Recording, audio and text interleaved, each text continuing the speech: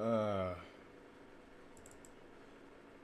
hello, hello. I know I'm very freaking late. Not very late. I've been later before. Oh, look at that. I'm live. I got a notification. Oh, look at that. That's funny. Um, yes, I know. I'm late. I'm supposed to be here earlier. I tried.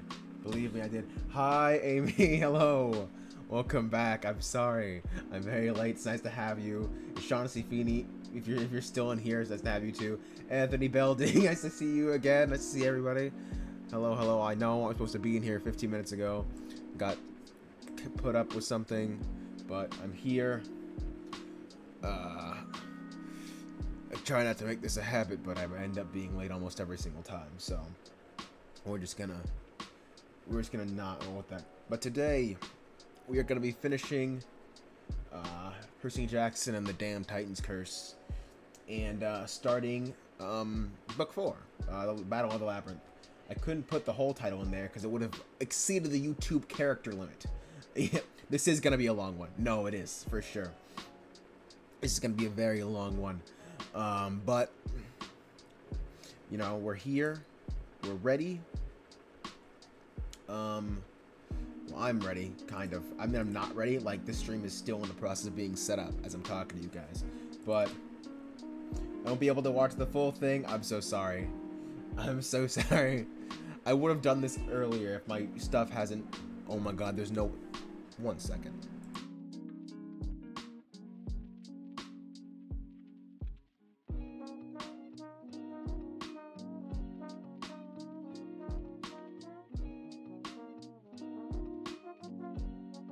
See, people are still trying to interrupt me. But I'm sorry I won't be able to watch the full thing. I would have done this earlier if, like, I could. Believe me, I did not want to start this late. But here we are. I have nothing but time. These have been so fun. Well, yeah. Well, that's good then. At least somebody will be here with me while I'm reading this book. I don't know how much we're going to end up reading of Battle of the Labyrinth after I've done probably only the first chapter. Because I am... probably really tired, and it's already really late, and yeah. So we'll see. Rainy Moth! Welcome in, so you just joined. I don't think I remember you. If this is your first time, hey, hello. Nice to see ya. You know, I'll be bombarding the chat as always. Love to see it. Please, you're obviously welcome too. What am I, about to do? Should I make... Okay, here's my question. Do I want to make a short? There are already 7 of you in here. That's a lot. If I make a short to be like, hey, more people join, I'm not going to do it. I'm already late. I'm already as late as it is. I'll be here as much as I can. I appreciate you guys for being here anyways. And as much as you can be here, I appreciate you for being here. If you can't, you're fine. You'll be able to catch the next one because I'm blasting through these things. At least I'm trying to. Let's try not to make the intro bit too long, because we obviously don't have that much to talk about anyways, because I only read 1 chapter without you guys, where it was confirmed, yes, the demigod, the hero that Zoe had a experience with before was indeed Hercules. It was indeed him, and I was right. That's a thing. That's cool. Percy's like kind of following in the footsteps of Hercules, and the general is revealed is Atlas, and Atlas is Zoe's dad. That's crazy, and I feel like that pretty much confirms who you know, whose parent is gonna come after them. It's Atlas's. There's no way somebody's calling me right now. 1 second. I'm so sorry, guys.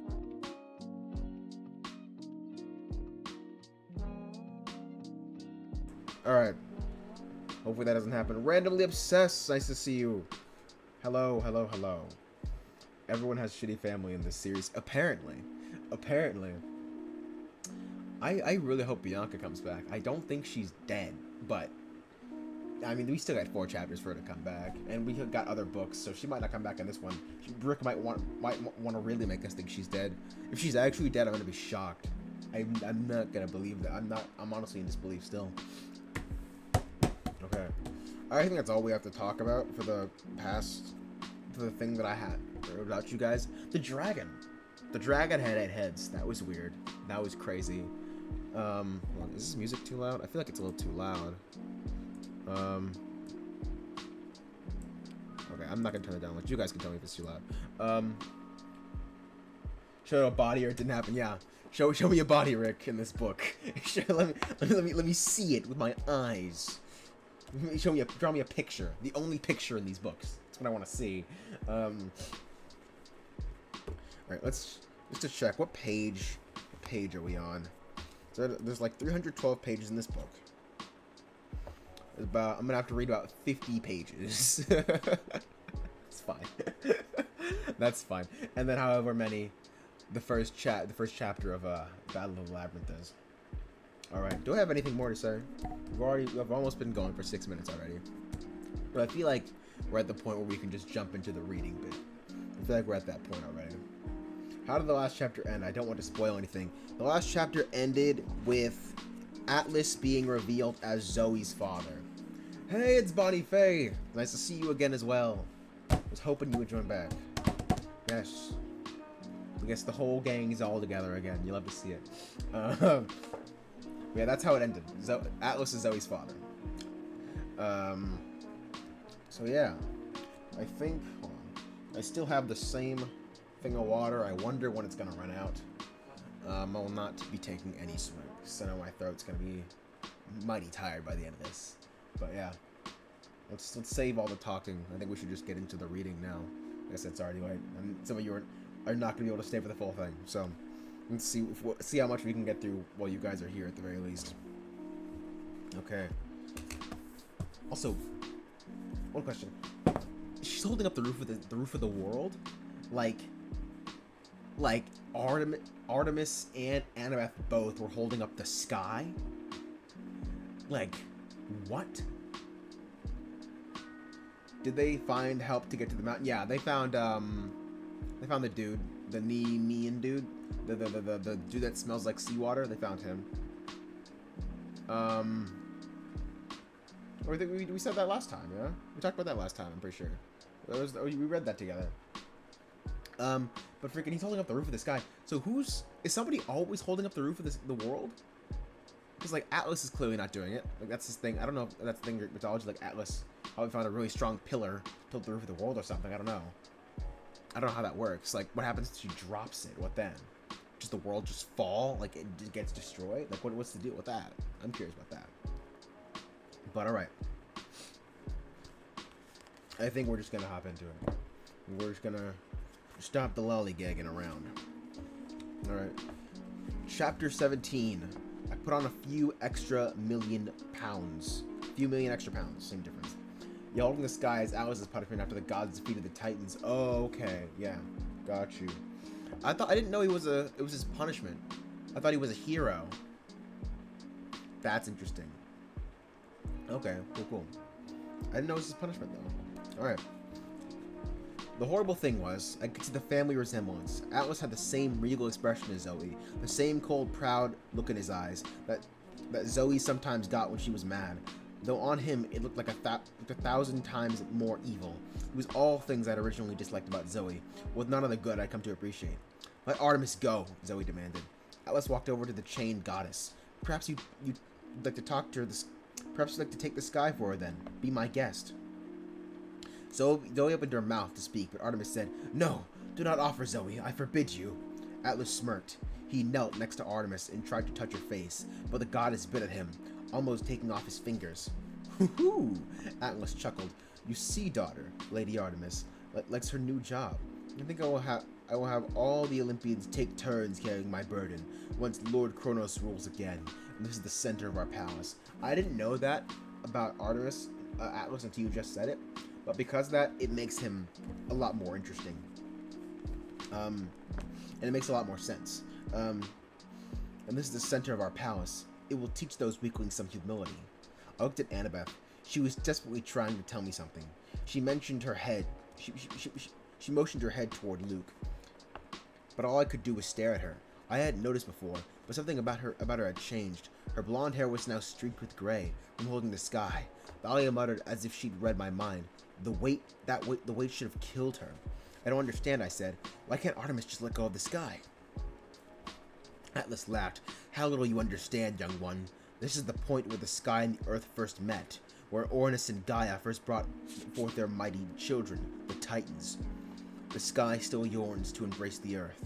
Someone must hold it at bay, or else it could crush down upon this place, instantly flattening the mountain and everything within 100 leagues. Once you have taken the burden, there is no escape, Atlas vowed, unless one else takes it from you. He approached us, studying Thalia and me. So these are the best heroes of the age, eh? Not much of a challenge. Fight us, I said, and let's see. Have the gods taught you nothing? An immortal does not fight a mere mortal directly. It is beneath our dignity. I will have Luke crush you instead. So that's why Luke's hair... How did you feel meeting Annabeth's parents? Oh yeah, I forgot about that. Annabeth's parents were surprisingly chill. Like her dad, obviously, because her stepmom is not her parents, technically. But like, that was surprisingly chill. I imagine like a big, buff, mean prison dude. But he's apparently just some dork. Which I'm really interested, I hope we get to learn more about them. I'm sure we're going to learn more about them. But like, that was really interesting. I was like, whoa, that threw me off a lot, actually. But yeah, so apparently Luke was holding up this. Yeah, Luke was holding up this guy before her. That's why Luke. That's like Annabeth took his place. Yeah. What was it? So you're another coward, I said. Atlas's eyes glowed with hatred. With difficulty, he turned his attention to Thalia. As for you, daughter of Zeus, it seems Luke was wrong about you. I wasn't wrong, Luke managed. He looked terribly weak, and he spoke every word as if it were painful. If I didn't hate his guts so much, I almost would have felt sorry for her. Thalia, you still can join us. Call the Ophiotaurus. It will come to you. Look. He waved his hand, and next to us at the pool appeared a pond ringed in black marble, big enough for the Ophiotaurus. I could imagine Bessie in the pool. In fact, the more I thought about it, the more I was sure I could hear Bessie mooing. Don't think about him! Suddenly Grover's voice was on my mind. The empathy link. I could feel his emotions. He was on the verge of panic. I'm losing Bessie. Block the thoughts. I tried to make my mind go blank. I tried to think about basketball players, skateboards, the different kinds of candy in my mom's shop. Anything but Bessie. Thalia, call the Ophiotaurus, Luke persisted, and you'll be more powerful than the gods. Luke. Her voice was full of pain. What happened to you? Don't you remember all those times we talked? All those times we cursed the gods? Our fathers have done nothing for us. They have no right to rule the world. Thalia shook her head. Free Annabeth. Let her go. If you join me, Luke promised, it can be like old times, 3 of us together, fighting for a better world. Please, Thalia, if you don't agree... His voice faltered. It's my last chance. He will use the other way if you don't agree. Please. I didn't know what he meant, but the fear in his voice sounded real enough. I believed that Luke was in danger. His life depended on Thalia joining his cause, and I was afraid Thalia might believe it too. Do not, Thalia, Zoe warned. You must fight them. Luke waved his hand, and a fire appeared. A bronze brazier just like the one at camp. A sacrificial flame. Thalia, I said, no! Behind Luke and the golden sarcophagus began to glow. As it did, I saw images in the mist all around us. Black marble walls rising, the ruins becoming whole. A terrible and beautiful palace all around us, made of fear and shadow. Whoa. What? We will raise Mount Others right here, Luke promised, in a voice so stained it was hardly his. Once more, it will be stronger and greater than Olympus. Look, Thalia, we are not weak. He pointed toward the ocean, and my heart fell. Marching up the side of the mountain from the beach, where the Princess Andromeda was docked, was a great army. Dracanae, Langstragonians, that word that I hope I'm saying right. Yeah, the way she described them in the last few books painted them as cold and uncaring. Yeah, I mean, it's very possible they might have changed. Like, that was also implied strongly that our parents are different. That are different now than they were before. Monsters and half-bloods, hellhounds, harpies, and other things I couldn't even name. The whole ship must have been emptied, because there were hundreds, many more that I'd seen on board last summer, and they were marching toward us. In a few minutes, they would be here. This is only a taste of what is to come, Luke said. Soon we will be ready to storm Camp Half-Blood, and after that, Olympus itself. All we need is your help. For a terrible moment, Thalia hesitated. She glazed at Luke, her eyes full of pain, as if the only thing she wanted in the world was to believe him. Then she leveled her spear. You aren't Luke. I don't know you anymore. As you do, Thalia pleaded. Please don't make me. Don't make him destroy you. There was no time. If that army got to the top of the hill, we would be overwhelmed. And besides, bro, Thalia and Percy are about to go toe to toe, tag team this entire army. Like I think we're about to see like the power of the children of the big three right now. Like, I feel like that's what's about to happen. There was no time. If that army got to the top of the hill, we would be overwhelmed. I met Annabeth's eyes again. She nodded. I looked at Thalia and Zoe, and I decided it would be the worst thing in the world to die fighting with friends like this. Now, I said. Together we charged. Thalia went straight for Luke. Her shield was so great that his dragon woman bodyguards fled into panic, dropping the golden coffin and leaving him alone. Whoa, what was that? Okay, yeah, Thalia's scary shield. But despite his sickly appearance, Luke was still quick with his sword. He snarled like a wild animal and counterattacked. When his sword backbited at Thalia's shield, a ball of lightning erupted between them, frying the air with yellow tendrils of power. So her lightning is yellow. I've been imagining it as blue this whole time. As for me, I did the stupidest thing in my life, which is saying a lot. I attacked the Titan Lord, Atlas. Let's go. I knew Percy was gonna do that shit. I knew he was gonna attack Atlas. Let's freaking go. He laughed as I approached. A huge javelin appeared in his hand. His silk suit melted into full Greek battle armor. Go on then. Percy, Zoe said, beware. I knew what she was warning about.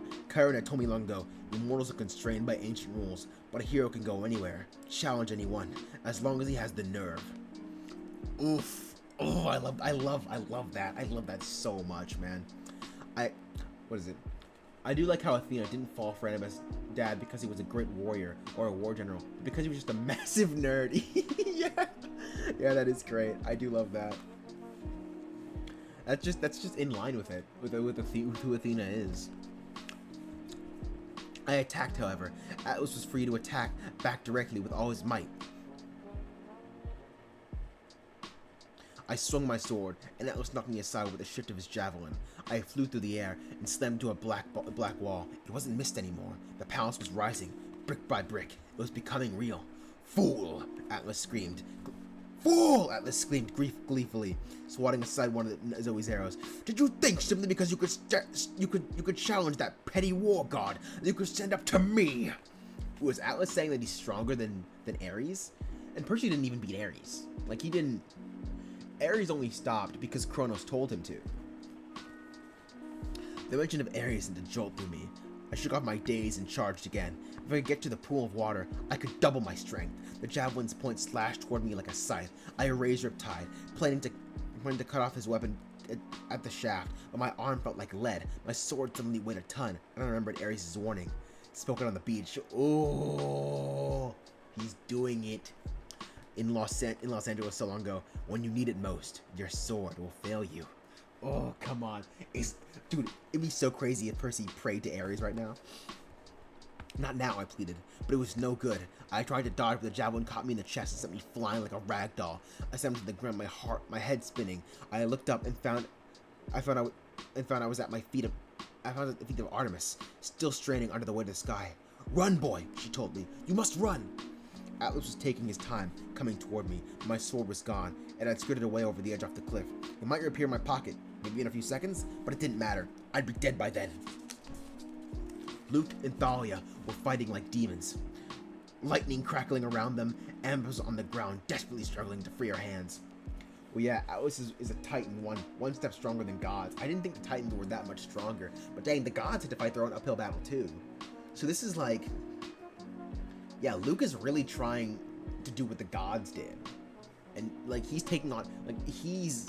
Like, if he succeeds, then people will look at the demigods how people look at the gods. People look at the gods, people look at the titans. That's so interesting. Die, little hero, Atlas said. He raised his javelin to impale me. No! Zoe yelled, and a volley of silver arrows sprouted from the armpit clinked in Atlas's armor. Ugh, he bellowed and turned toward his daughter. I reached down and felt Riptide back in my pocket. I couldn't fight Atlas even with a sword, and then a chill went down my back. I do remember the words of the prophecy. The Titan's curse must one withstand. I couldn't know to beat Atlas, but there was someone else who might stand a chance. The sky, I told the goddess. Give it to me. Bro, what? Dude, the sky. Give it to me? That's so hard, bro. That's so... Dude. No, boy, Artemis said. Her forehead was beaded with metallic sweat like quicksilver. You don't know what you're asking. It will crush you. Annabeth took it. She barely survived. She had the spirit of a true huntress. You will not last so long. I'll die anyway, I said. Give me the weight of the sky. Percy's so cool. Percy's so cool. I didn't wait for her answer. I took our riptide and slashed through her chains. Then I stepped next to her and braced myself on one knee, holding up my hands and touched the sky. Heavy clouds. For a moment, Artemis and I bore the weight together. It was the heaviest thing I'd ever felt. It's like we were being crushed under 1,000 trucks. I wanted to black out from the pain, but I breathed deeply. I can do this. The scar, give it to me. It's such a wild ass lot. Dude, I'm saying, bro. Dude, Percy's about to be one of my favorite characters in fiction. He's about to... I can do this. The Artemis slipped out from under the bird. I held it alone. Afterward, I tried many times to explain what it felt like. I couldn't. Every muscle in my body turned to fire. My bones felt like they were melting. I wanted to scream, but I didn't have the strength to open my mouth. I began to sink lower and lower to the ground, the sky's weight crushing me. Fight back! Grover's voice insisted inside my head. Don't give up! I concentrated on breathing. If I could just keep the sky aloft a few more seconds. I thought about Bianca, who had given her life so we could get here. If she could do that, I could hold the sky. My vision turned fuzzy. Everything was tinged with red. I caught glimpses of the battle, but I wasn't sure if I was seeing clearly. There was Atlas in full battle armor, jabbing with his javelin. I laughing insanely as he fought. And Artemis, a blur of silver. She had 2 wicked hunting knives, each as long as her arm, and she slashed wildly at the Titan, dodging and leaping with unbelievable grace. She seemed to change form as she maneuvered. She was a tiger, a gazelle, a bear, a falcon, or perhaps that was just my fevered brain. Zoe shot arrows at her father, aiming for the chinks in his armor. He roared in pain. Each time one found its mark, but they affected him like bee stings. He just got madder and kept fighting. Hold on, I need to check something back here at the couple pages. The Titan's curse. The Titan's curse. He was cursed to hold the sky. Oh my god, I thought it was in... This book, dude, I love when book titles don't have any meaning, and then you read one line, and they have all the meaning. They have all the meaning in the world. The Titan's curse. That's what this entire book has been about. Annabeth's holding Titan's curse. Artemis is holding Titan's curse. And now Percy is holding the Titan's curse. The Titan's curse was to... He was cursed to hold the sky. I was wondering when it was going to click. Yeah, I was like... I was reading so fast, like, it didn't really sit in my mind. But when Percy... Dude, what? What? Oh, man, that's so crazy. Alright. Thalia and Luke went spear on sword, lightning still flashing around them. Thalia pressed Luke's back with the aura of her shield. Even he was not immune to it. He retreated, wincing and growling in frustration. Yield! Thalia yelled. You never could beat me, Luke. He bared his teeth. We'll see, my old friend. He's like 4 years older than you now. Now it makes sense. That is the Titan's curse. Yeah, dude. Dude, oh, Bonnie, did you not get it until I just explained it? I'm sure you got it. It just sounded like that sentence that you didn't get it until I just said it. But yeah, that is a Titan's curse. That's... Oh, man. Hold on. Wait, hold on. 1 second. I'm going to go back when they explained what Atlas's curse was. Did they say he was... Did that how they phrased it? That he was cursed to hold the sky? Hold on. I need to see... Da-da-da-da, Princess Andromeda... That's how they phrased it back then. From holding the sky, her blonde hair, where is this? This is the part where the sky approached just as Atlas gleamed. Where the frick is it? Where the frick is the line? No, I knew. Just saying that now you get... Yeah, no, for sure. It makes sense. Okay. Kronos ruled again. Where is the line? Where they tell me what, I want to see if they phrase it like that and if I missed it twice. If it just went over my head 2 times. I didn't notice. It's again taking the burden unless someone else takes it for you. The approach to study, have the gods taught you nothing, an immortal. And Luke had taken it too. Luke had also held up the sky.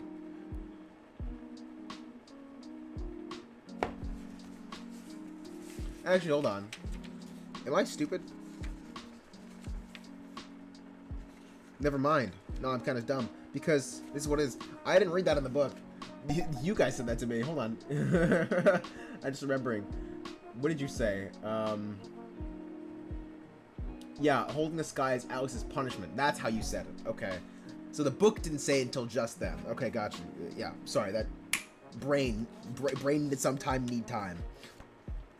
He bared his teeth. We'll see, my old friend. Sweat poured down my face. My hands were slippery. My shoulders would have screamed with agony if they could. I felt like the vertebrae in my spine were being welded together by a blowtorch. Bro, that means Percy's so strong. Like, he was strong this whole time, dude. Like, Atlas advanced, pressing Artemis. She was fast, but his strength was unstoppable. His javelin slammed into the earth where Artemis had been split a second before. And a fissure opened in the rocks. Wait, what? His javelin slammed into the earth whoa! He leaped over it and kept pursuing her. She was leading him back toward me. Get ready, she spoke in my mind. What? She can speak in his mind? I was losing the ability to think through the pain. My response was something like, "Argh! You fight well for a girl," Atlas laughed, "but you are no match for me." He feinted with the tip of his javelin, and Artemis dodged. I saw the trick coming. Atlas's javelin swept around and knocked Artemis' legs off the ground. She fell, and Atlas brought up his javelin, tipped for the kill. "No!" Zoe screamed. She leaped between her and father, and her father and Artemis shot an arrow straight into the Titan's forehead, where it looked like the unicorn's horn. Atlas bellowed in rage. He swept aside his daughter with the back of his hand, sending her flying into the black rocks. I waited to shout her name. I wanted to shout her name, run to her, but I couldn't speak or move. I couldn't even see where Zoe had landed. Then Atlas turned on Artemis, with a look of triumph in his face. Artemis seemed to be wounded. She didn't get up. Hold on. Then Atlas turned to Artemis with a look of the first blood of the new war was blown, and he stabbed downward. As fast as he thought. As fast as thought. Artemis grabbed his javelin shaft. It hit the earth right next to her, and she pulled backward, using the javelin like a lever, kicking the Titan Lord and sending him flying over her. I saw him coming down on top of me, and I realized what would happen. I loosened my grip on the sky, and as Atlas slammed into me, I didn't try to hold on. I let myself be pushed out of the way and rolled for all I was worth. The weight of the sky dropped onto Atlas's back, and almost smashing him flat until he managed to get his knees struggling to get out from under the crushing weight of the sky. But it was too late. "No!" he bellowed so hard it shook the mountain. "Not again!" Aha. L. Which was a brilliant plan. Since Atlas can't force the sky on someone, they have to take it. So Luke, knowing Annabeth would show pity to him and take the sky from him, and then Artemis from her. Yeah. Well, Percy dropped it. He let it go. Also Luke let it drop too. Like, he also let it drop. Like I said, guys, Atlas is the only one who can do that, right? Let's stop Luke from letting him take it again. But I guess that plan won't work a second time because he needs to get another demigod who's willing to hold the sky to save him. And there's no other demigod who's willing to do that. Other than Annabeth, who's not going to do that anymore. But she's not going to suffer from the pain a second time. So Luke might as well just not drop the sky. You know what I mean? Like, not take the sky from Atlas again. Atlas was trapped under his old burden. I tried to stand and fell back again, dazed from pain. My body felt like it was burning up. Valia backed Luke to the edge of a cliff, but they fought on, next to the golden coffin. Thalia had tears in her eyes. Thalia backed Luke to the edge of the cliff. They still fought on, next to the golden coffin. Thalia had tears in her eyes. Luke had a bloody slash across his chest, and his pale face glistening with sweat. He lunged at Thalia, and she slammed him with her shield. Luke's sword spun out of his hand and caught into the rocks. Thalia put her spear to his throat, and for a moment there was silence. "Well," Luke asked. He tried to hide it, but Luke asked, but he tried to hide it, but I could hear fear in his voice. Thalia trembled with fury. Behind her, Annabeth came, scrambling, finally free from her bonds. Her face was bruised and streaked with dirt. "Don't kill him!" "He's a traitor," Thalia said. "A traitor!" In my daze, I realized that Artemis was no longer with him. She ran off toward the black rocks where Zoe had fallen. "We'll bring Luke back," Annabeth pleaded, "to Olympus. He'll be useful." "Is that what you want, Thalia?" Luke sneered. "To go back to Olympus in triumph? To please your dad?" "I gotta go. Hopefully I'll be back. Hopefully you will. I hope to see you again, but words. It was nice having you, Shaughnessy. But yeah, hopefully you can come back, man." God, my brain with words today. It is not doing it. Unlike any other day, where it is perfectly fine, obviously. What is it? Yeah, not like last time my brain was fumbling with words either. Like, I can't find the words that I'm looking at on this page right now. Yeah, Thalia hesitated, and Luke made a desperate grab for her spear. "No!" Annabeth shouted, but it was too late. Without thinking, Thalia kicked Luke away. He lost his balance, terror on his face, and then he fell. "Luke!" Annabeth screamed. We rushed to the cliff's edge. Below us, the army from the Princess Andromeda had stopped in amazement. They were staring at Luke's broken form on the rocks. Despite how much I hated him, I couldn't stand to see it. I wanted to believe he was still alive, but that was impossible. The fall was 50 feet at least, and he wasn't moving. Oof. Is the Lazarus Pit a Greek mythology thing? Or is that just DC Comics? One of the giants looked up and growled, "Kill them!" Thalia was stiff with grief, tears streaming down her cheeks. I pulled her back as a wave of javelins sailed over our heads.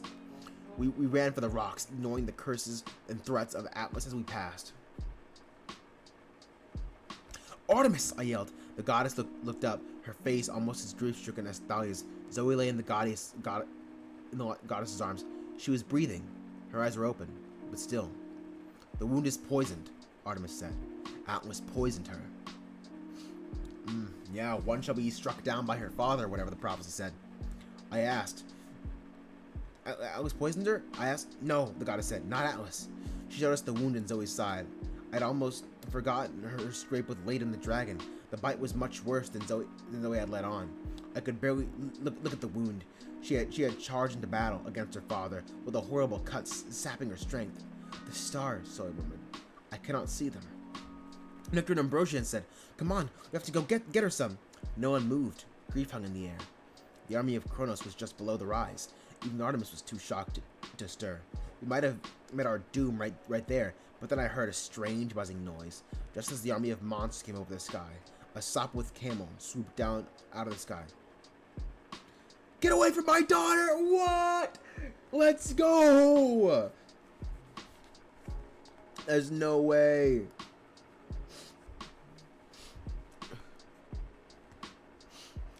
Dr. Chase called down, and his machine guns burst to life. "Let's go!" Peppering the ground with bullet holes and startling the whole group of monsters and scattering. "Dad!" yelled Annabeth in disbelief.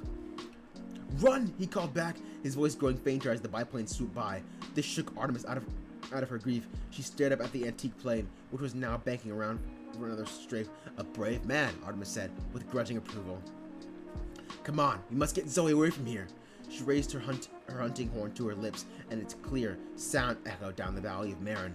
Zoe's eyes were fluttering. "Hang in there," I told her. "It'll be all right." The Sopwith camel swooped down again. A few giants threw javelins, and one flew straight between the wings of the plane. But the machine guns blazed, and I realized with amazement that somehow Dr. Chase must have gotten hold of celestial bronze to fashion his bullets. What a freaking Chad. What a freaking Chad. The first row of snake women wailed as the machine gun's volley blew them into sulphurous yellow powder. "That's my dad," Annabeth said in amazement. We didn't have time to admire his flying. The giants and snake women were already recovering from their surprise.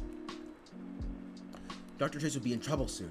Just then, the moonlight brightened, and a silver chariot appeared from the sky, drawn by the most beautiful deer I had ever seen.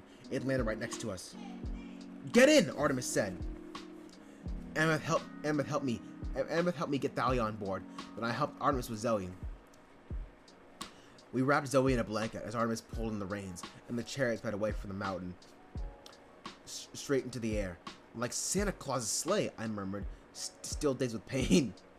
Artemis took time to look back at me. "Indeed, young half-blood. And where do you think that legend came from?" Seeing us safely away, Dr. Chase turned his biplane and followed us like an honor guard.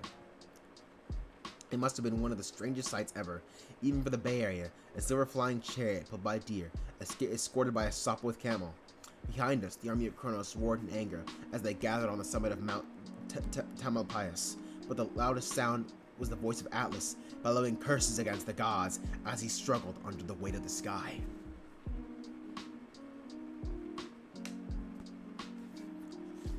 Shit. Damn. I don't think holding the sky is purely a physical challenge, because obviously Luke, Percy, and Annabeth aren't strong enough to hold the sky, but it also requires mental fortitude to hold the sky. Interesting. Yeah, I don't know. It's some vague Greek magic. Because here's the thing. If Percy is strong enough to hold the sky, right, then he should, in theory, be strong enough to, like, punch a wall and it break and snap. You know what I mean? Also, Luke falling off a mountain is basically a Mortal Kombat fatality. It is true. This is true. But in theory, he should be, like... he should be able to, like, punch a wall and have it break. You know what I mean? But something interesting. Percy never defeats his villains by purely beating them in battle. Like, he fought Ares, but he only isn't just beating his ass for a couple seconds. But to be fair, he also did beat Polyphemus, I'm not gonna lie. He, like, beat him on his own while he was angry. And this one, he didn't beat Atlas. They just fought Atlas long enough to put him back under the ground. Unless the sky is only as heavy as the person carrying it can physically take without dying. That could be true.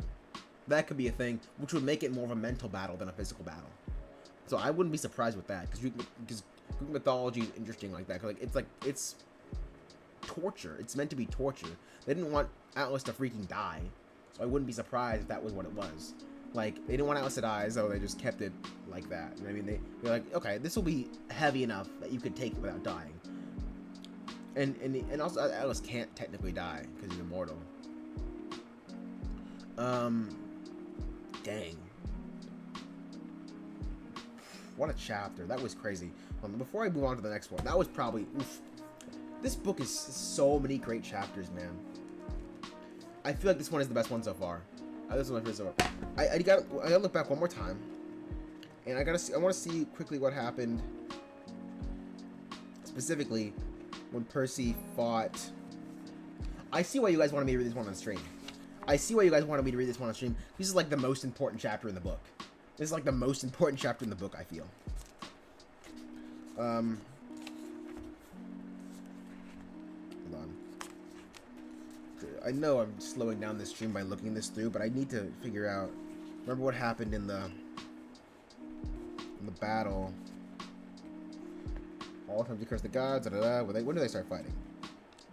Okay. Together we charged. Yeah, epic fight time. It was a pretty epic fight. Okay, what happened? Fool Atlas screamed, gleefully swatting aside. I took my sword, Atlas knocked me aside. My sword suddenly weighed a ton. Yeah, Ares fucked with him. Yeah, that's right. That was a thing that happened.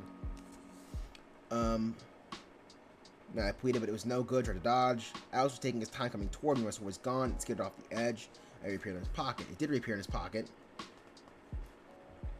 Die, little hero. I reached down, felt return back in my back pocket. I could find Atlas even with a sword, and then yeah, okay, so he didn't pick up the sword because of Ares' curse. Okay, cool. No, banger chapter. So many seeded moments coming to fruition. Ooh, the Oracle's prophecy has never been cooler. Never been cooler.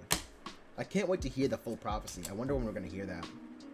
Yeah, it's cool to see you read the final fight on stream, but it can also be a lot to ask because, including the end of the book, it can be 6-7 chapters, which is a lot.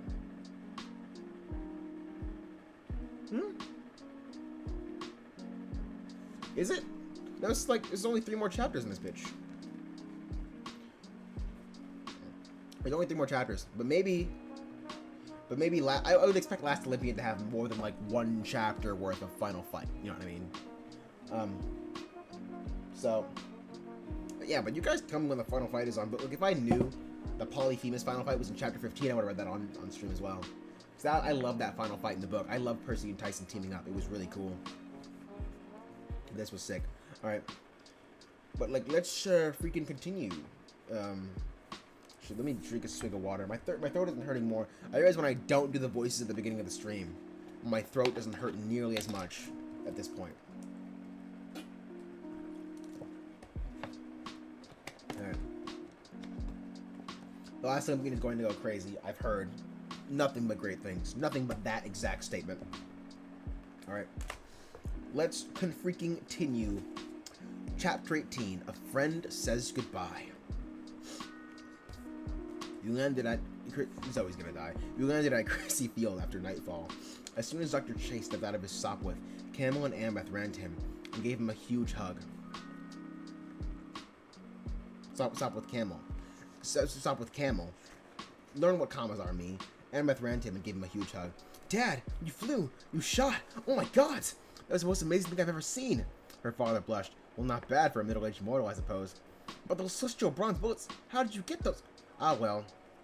You did leave quite a few half-filled weapons in your room in Virginia the last time you left. Annabeth looked down, embarrassed. I noticed Dr. Chase was very careful not to say ran away.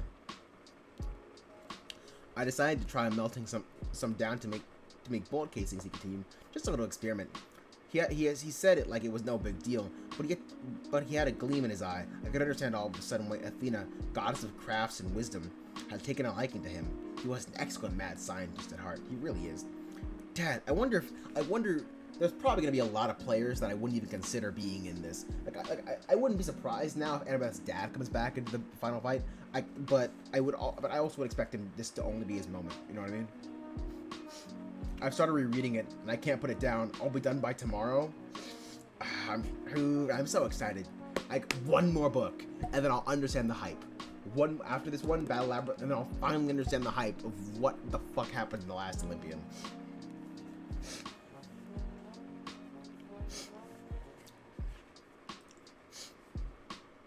I remember the ending, but rereading is going to be a lot.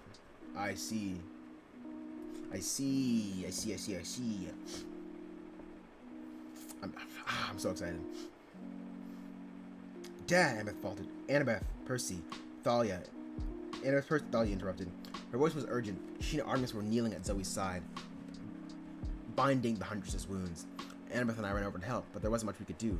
We had no ambrosia, no nectar, no regular medicine would help. It was dark, but I could see that Zoe didn't look good. She was shivering, and the faint glow that had usually hung around her was fading. Can't you heal her with magic? I asked Artemis. I mean, you're a goddess. Artemis looked troubled. Life is a fragile thing, Percy. If the fates will the string to be cut, there's little I can do, but I can try. She tried to set her hand on Zoe's side, but Zoe gripped her wrist. She looked into the goddess's eye, and some kind of understanding passed between them. Have I served thee well? Zoe whispered. With great honor. Oh, man. The finest of my attendants. Zoe's face relaxed. Rest, at last. I can try to heal the poison, my brave one. But in that moment, I knew it was just the poison that was killing her. It was her father's final blow. Zoe had known all along that the Oracle's prophecy was about her. She would die by a parent's hand. And yet, she'd taken the quest anyway. She had chosen to save me, and Atlas's fury had broken her inside.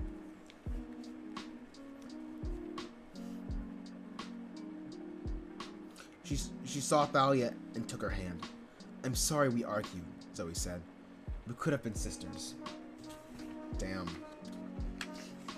It's my fault, Thalia said, blinking hard. You were right about Luke, about heroes, men, everything. Perhaps not all men, Thalia murmured. She smiled weakly. Do you still have the sword, Percy? Oh! She's gonna die so she can break her oath. She can break her oath. I couldn't speak, but I brought out Riptide and put the pen in her hand. She grasped it contentedly. You spoke the truth, Percy Jackson. You are nothing like Hercules. I am honored that you carry this sword. I shudder.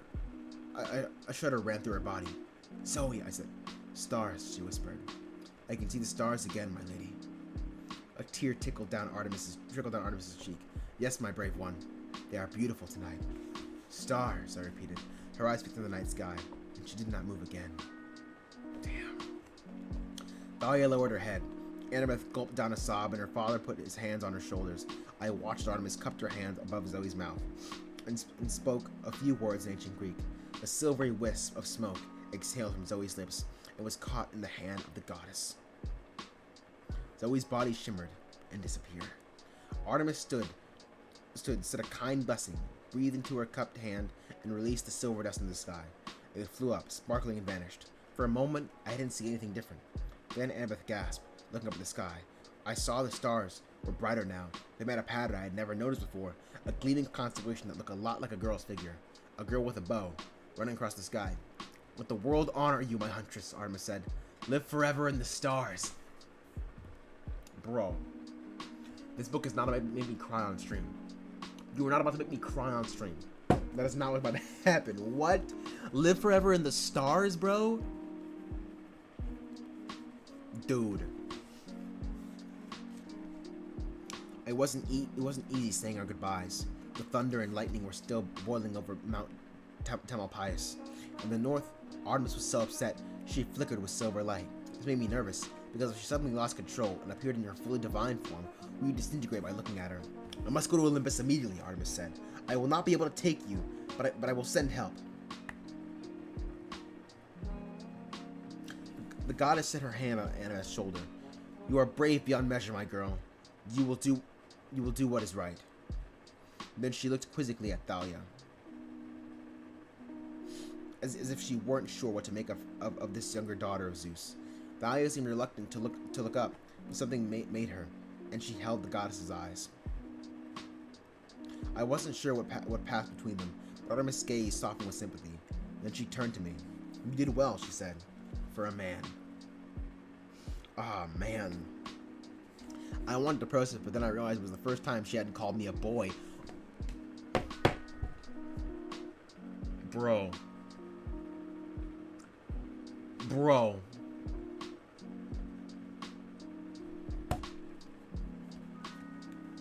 Dude. She mounted her chariot, which began to glow. We averted our eyes, there was a flash of silver, and the goddess was gone. Well, Dr. J sighed. She was impressive, but I must say, I still prefer Athena. My boy! You'll love to see it. I remember the ending. It brings a lot of weight to the line Zoe said about Ursa Major earlier. That's so true. Dang. Zoe's death is so sad to read. Percy has evolved from a boy to a man. Yo. That's so sick, man. Annabeth turned toward him. Dad, I'm sorry that... Shh. He hugged her. Do what you must, my dear.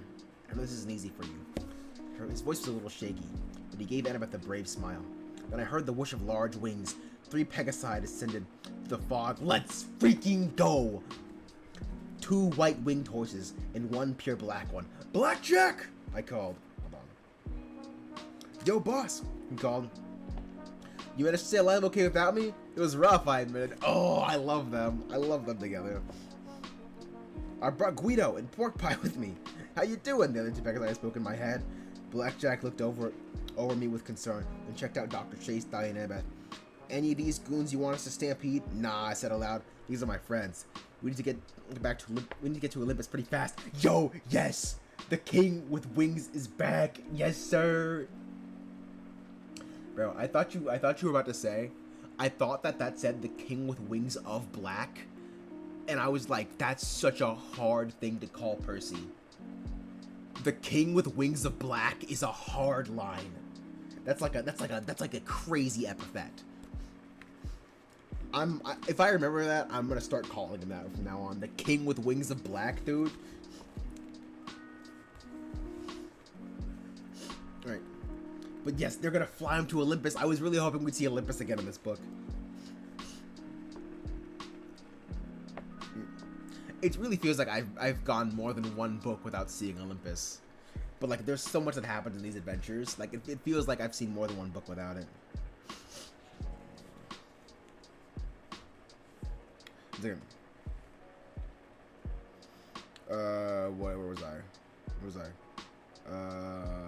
Nah, I said aloud. These are my friends. We need to get to Olympus fast. No problem, Blackjack said. Except for the mortal over there. Hope he's not going. I assured him Dr. Chase was not. The professor was staring open-mouthed at the Pegasi. Fascinating, he said. Such maneuverability. How does the wingspan compensate for the weight of the horses? Boy, body, I wonder. Blackjack cocked his head. What? Why, if the British had these Pegasi and the cavalry charges on the Crimea, Dr. Chase said, the charge of the Light Brigade. Dad! Annabeth interrupted. Dr. Chase blinked. He looked at his daughter and managed to smile. I'm sorry, my dear. I know you must go. They're such alike. They're so alike. Annabeth says that shit all the time. I love it. He gave her one last awkward, well-meaning hug as she turned to climb aboard the Pegasus. Guido. Dr. Chase called Annabeth. Annabeth, I know San Francisco is a dangerous place for you, but please remember, you always have a home with us. We will keep you safe. Annabeth didn't answer, but her eyes were red as she turned away. Dr. Chase started to say more, but then apparently thought better of it. He raised his hand in a sad farewell and trudged away across the dark field. Following Annabeth and I mounted our Pegasi together. We soared over the bay and flew toward the eastern hills. Soon San Francisco was only a glittering crescent behind us, with an occasional flickering of lightning in the north. Thalia was so exhausted, and also because Percy is on a horse, he is not technically trespassing in Zeus's domain, because he's doing the Poseidon thing. Yeah, that goes pretty hard. Also, fun fact, if you remember, in the Sea of Monsters, Blackjack was described as a female horse. Really?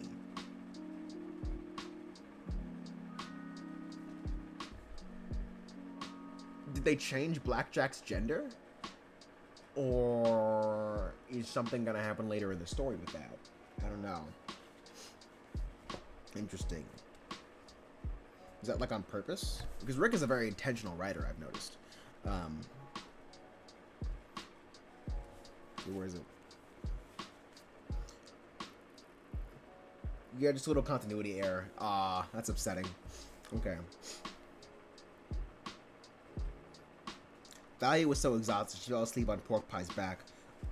I knew she had to be really tired to sleep in the air, despite her fear of heights. But she didn't have much to worry about. Her Pegasus flew with ease, adjusted himself every once in a while, so Thalia stayed safely on his back. Annabeth and I flew along side by side. Your dad seems cool, I told her. It was too dark to see expression. She looked back, even though California was far behind us now. Also, yeah, that's the thing on the book. It's them flying to Olympus. I was wondering who it was. Yeah, so this is yeah, I guess it's about as narratively succinct as the original book cover. No, this one's more narratively important. That one's one sick moment. This is like the climax, you know what I mean, this book cover.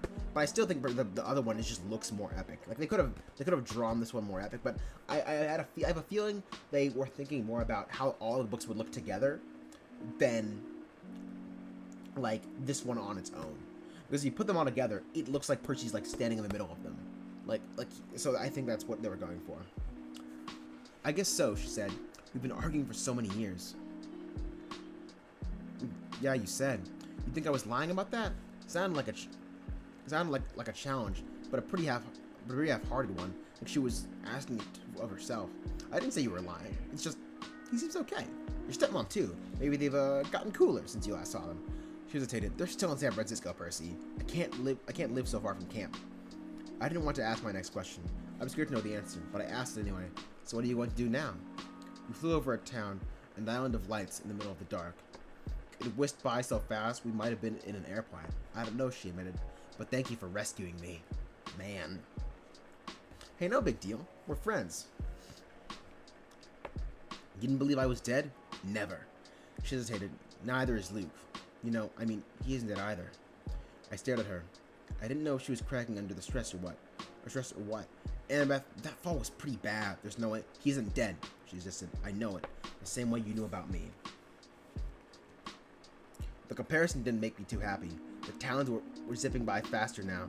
Islands of light, thicker together, until the whole landscape below was a glittering carpet.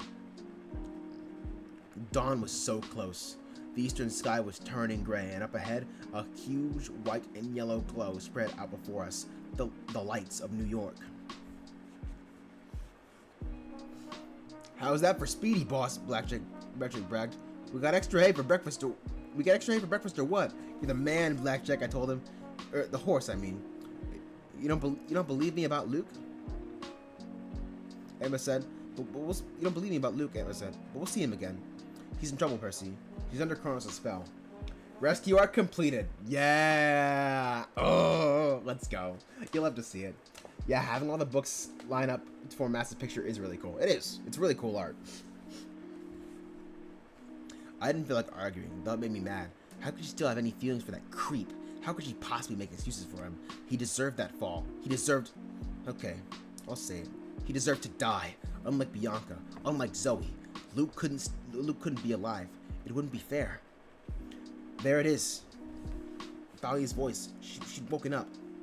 She was pointing toward Manhattan, which was quickly zooming into view. It started. What started, I asked. I looked where she was pointing. High above the Empire State Building, Olympus was its own island of light, a floating mountain ablaze with torches and braziers, white marble palaces gleaming in the early morning air. The winter solstice, Gaia said. The council of the gods. Dude, honestly, why is the poster smaller than the books put together? That makes no sense. I need to buy like a bigger poster and put it on my wall. That's what I gotta do. That's honestly what I'm gonna do. Because like that's honestly unacceptable. It's honestly quite rude of them to do that.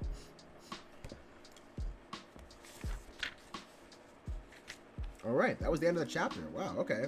That chapter kind of flew by. It was a good one, though. Solid. Zoe's death. Oof. Zoe's death hit. And Live Forever in the Stars. This book has a lot of great lines. It has a lot of great lines. What was the other one? You said it earlier. The Sky, Give It to Me. Ooh, a lot of great lines, man. Yeah, my throat is not hurting as much as it did yesterday. Was it yesterday? Yeah, it was yesterday. Because I'm not doing the voices. The voices are a thing I guess I can only do on manga read streams because those have pictures. This one, it's everything, so I'm not going to be doing that as much. But yeah, not bad. We're kind of breezing past. We haven't finished with this book a lot sooner than I originally thought. Alright. I don't have too many thoughts on that chapter because the only really big thing that happened was Zoe's death. That was really, really big. I teared up. I stifled them, but I did tear up. Really solid moment.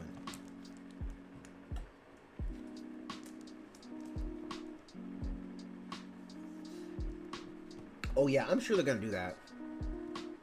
I'm sure that's... They did it for this one. I don't know how long ago they've done it, but they did it for this one.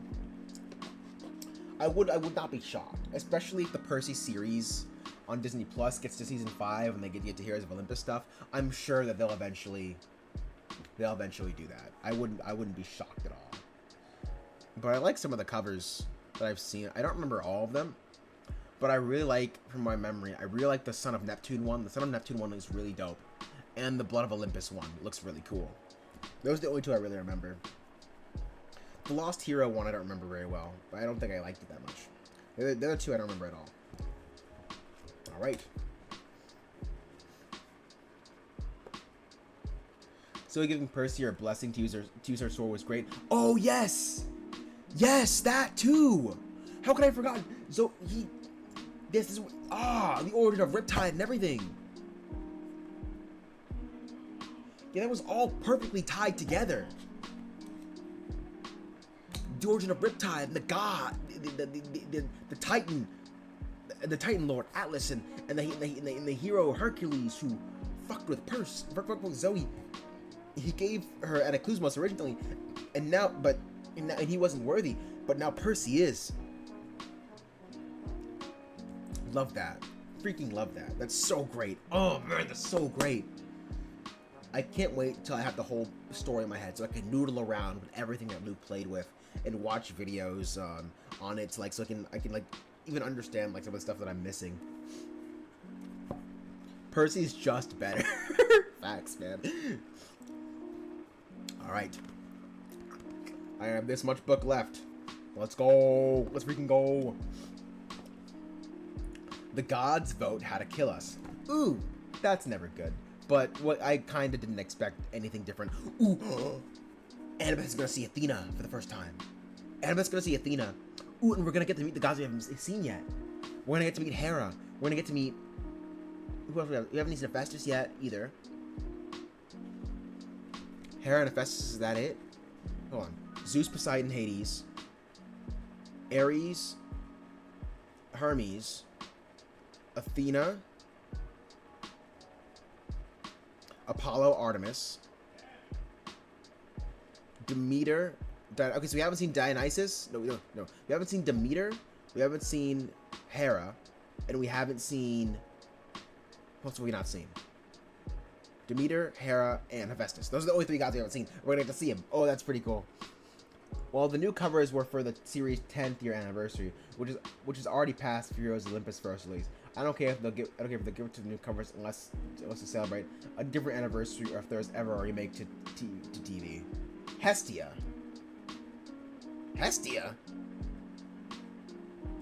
Hestia's not one of the 12 goddesses. 12 gods. She's not one of the 12 gods of Camp Half-Blood. Like, right? There are only 12. Like, Zeus, Poseidon, Hades, Hera, Athena, Ares, Apollo, Artemis, Hermes, Demeter, Dionysus, Hephaestus. Those are the only 12. Who the fuck is Hestia? Who the fuck is that? I don't remember who that is. But I don't know. I still hope that... I get that for the 10th year anniversary they redid the books. That's already passed. But Heroes of Olympus is less iconic of a series as Percy Jackson, so I kind of get it. But because of the Disney Plus show, book sales have definitely spiked. Book sales have definitely spiked to, what is it? For the Percy Jackson series. And for people who read Percy Jackson and they like it, they're going to want more. They're gonna want more, so Heroes of Olympus, I'm sure, will get a redo cover at some point. I have no doubt in my mind.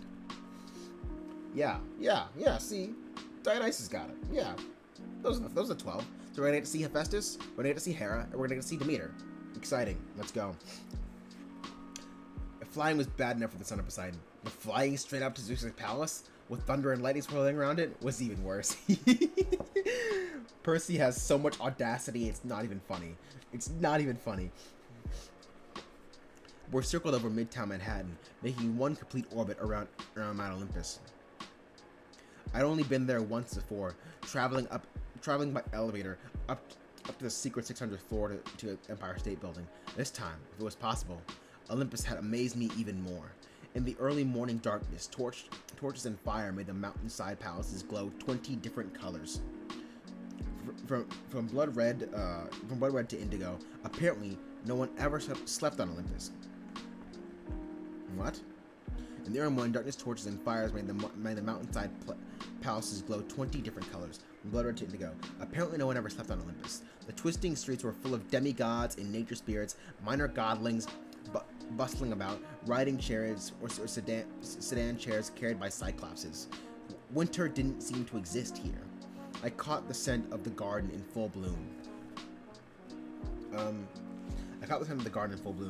Jasmine and roses and even sweeter things I couldn't name. Music drifted up from many windows, the soft sounds of lyres and reed pipes. Towering at the peak of the mountain was the greatest palace of all, the glowing white hall of the gods. Our Pegasi set us down in the outer courtyard, in front of the huge silver gates. Before I could even think to knock, the gates opened by themselves. "Good luck, boss," Blackjack said. Yeah, I didn't know why, but I had a sense of doom. I'd never seen all the gods together. I knew any one of them could blast me to dust, and a few of them would like to. Dionysus and Ares and Zeus. Those three for sure. I don't know if Hades wants to. I think Hades doesn't want to. Hades, I think, likes him. I can't wait to see Uncle Hades again. I'm excited for that. "Hey, if you don't come back down, can I have your cabin for my stable?" Out to the Pegasus. "Just a thought," he said. "Sorry. Don't forget, Percy's still your king, bro. Percy's still your king." Blackjack and his friends flew off, leaving Thalia, Annabeth, and me alone. For a minute, we stood there, regarding the palace, the way we'd stood together in front of the Westover Hall, what seemed like a million years ago. Dang, we went through this whole book, and we did not get... We still have one more chapter. We have not yet gotten a claiming for Nico and Bianca, and I'm thinking what's going to happen next chapter. That's my theory. Zeus needs to get off his high horse. Percy has not only proved he is not an enemy, he has bent over backwards to help the gods, and Zeus is still threatening to kill Percy if he flies. Listen, Zeus is petty as fuck. It's never gonna change. And I love that for him. I love that about Zeus. I love that he's a stubborn character. It's so fun. It makes him more fun. What was it? Blackjack and his friends flew off, leaving Thalia and Annabeth and me alone. For a good minute, we stood there. I already read this. Westover Hall. For a good minute, we stood there, regarding the palace. The way we'd stood there in front of Westover Hall would seem like a million years ago. Ooh, at the beginning of the book, it was just them three. Yeah. And then, side by side, we walked into the throne room. 12 enormous thrones made a U around a central hearth, just like the placement of the cabins at camp. The ceiling above glittered with constellations. Even the newest one, Zoe, the huntress, making her way across the heavens with her bow drawn.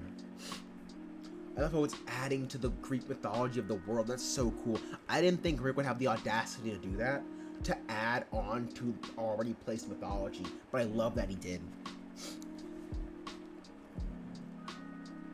All of these were occupied. Each god and goddess was about 15 feet tall, and I'm telling you, if you've ever seen if you've ever had a dozen all-powerful super beings turn their eyes on you all at once, well, suddenly facing a monster seemed like a picnic. Yeah, Artemis isn't mad at him. Artemis loves Percy. Poseidon obviously loves Percy. Who else loves Percy? Aphrodite loves Percy. Who else loves him? Hermes loves Percy. I think Hades loves Percy. Most of the gods love Percy. We chillin'.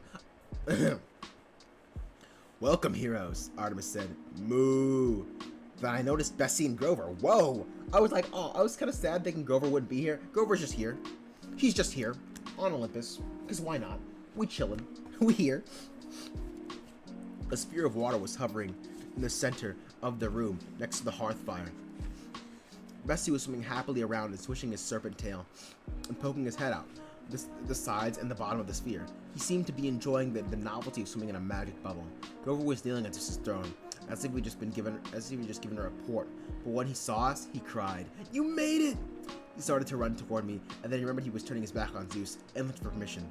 "Go on," Zeus said. Yeah. But he wasn't really paying attention to Grover. The Lord of the Sky was staring intently at Thalia. Grover trotted. Oh yeah, Thalia's seeing her dad too for the first time. Grover trotted over. None of the gods spoke. Every clop of Grover's hooves echoed in the marble floor. Bessie splashed in his bubble water. The hearth fire crackled. I looked nervously at my father, Poseidon. He was dressed similar to the last time I'd seen him. Beat shorts and a Hawaiian shirt and sandals. He had weathered suntanned He had a weathered, suntanned face with a dark beard and deep green eyes. I wasn't sure how he would feel about seeing me again. With the corners of his eyes sprinkled with smile lines, he nodded as if to say, "It's okay." Oh, yes! Yes! Let's go. Grover gave Annabeth and Thalia big hugs. Then he grasped my arms. "Percy, Bessie, and I made it. But you have to convince them. They can't do it." "Do what?" I asked. "Heroes!" Artemis called. The goddess slid down from her throne and turned to human size. A young auburn-haired girl, perfectly at ease in the midst of a giant Olympians.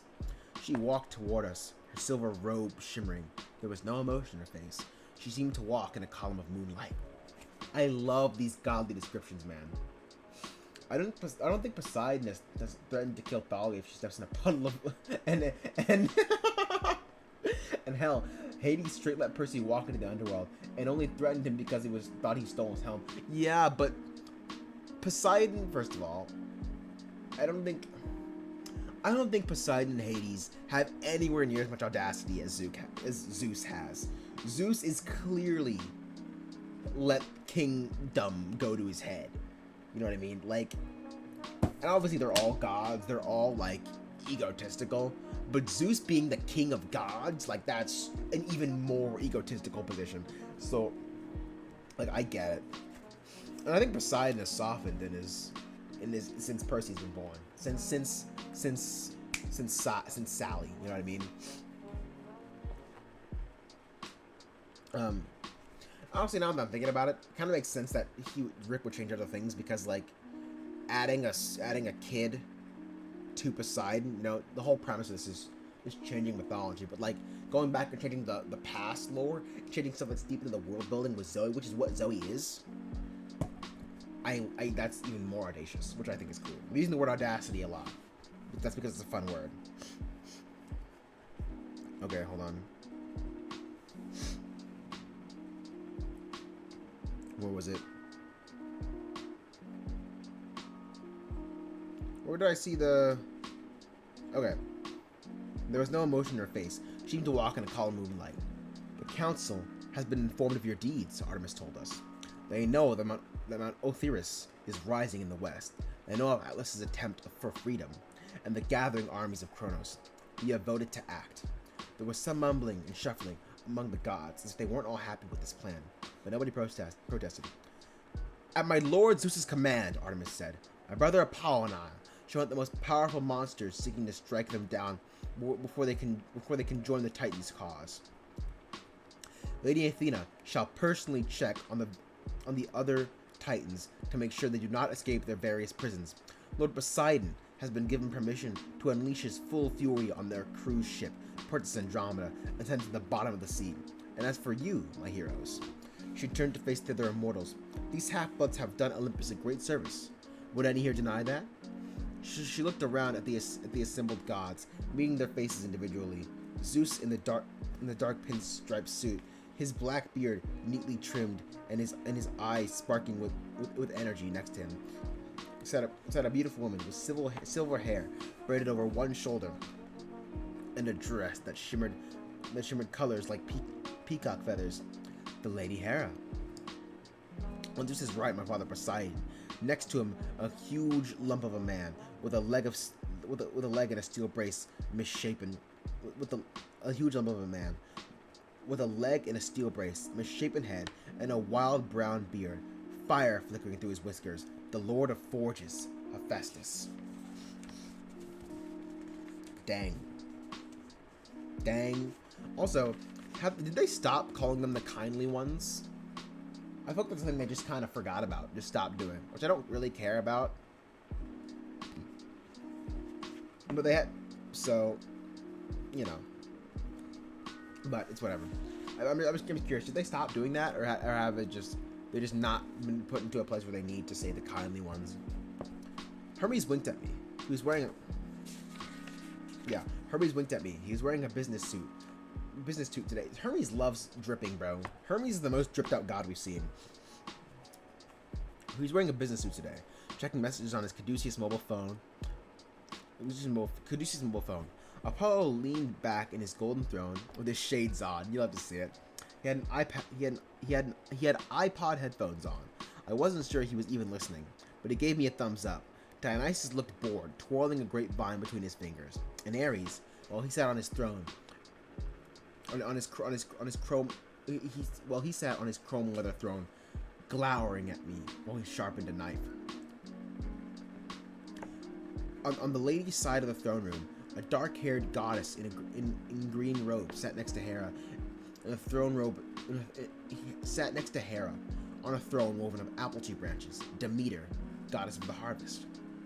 Next to her sat a beautiful grad woman in an elegant white dress. She could only be Amnet's mother, Athena. Then there was Aphrodite. She smiled at me knowingly and made me blush a little in spite of myself. I think they dropped that title. Yeah, I think so as well. All the Olympians in one place. So much power in this room. It was a miracle the whole place didn't blow apart. I gotta say, Apollo broke the silence, these kids did okay. He cleared his throat and began to recite, Heroes with laurels. Yes, first class, Hermes interrupted, like he was anxious to avoid Apollo's poetry. All in favor of, of not disintegrating them? A few tentative hands went up. Demeter, Aphrodite. Wait just a minute, wait just a minute, Ares growled. He pointed at Thalia and me. These two are dangerous. It'd be much safer while we've got them here. Ares, Poseidon interrupted. They are worthy heroes. We will not blast my son to bits. Nor my daughter, Zeus grumbled. She has done well. Ooh. Finally, some good favor from Zeus. Thalia blushed. She studied the floor. I knew how she felt. I'd hardly ever talked to my dad, much less gotten a compliment. The goddess Athena cleared her throat and sat forward. I am proud of my daughter as well, but there is a security risk here with the other two. Mother, Abba said, how can you... Athena cut her off with a calm, firm look. It is unfortunate my father Zeus... It is unfortunate that my father Zeus and my uncle Poseidon chose to break their oath not to have more children.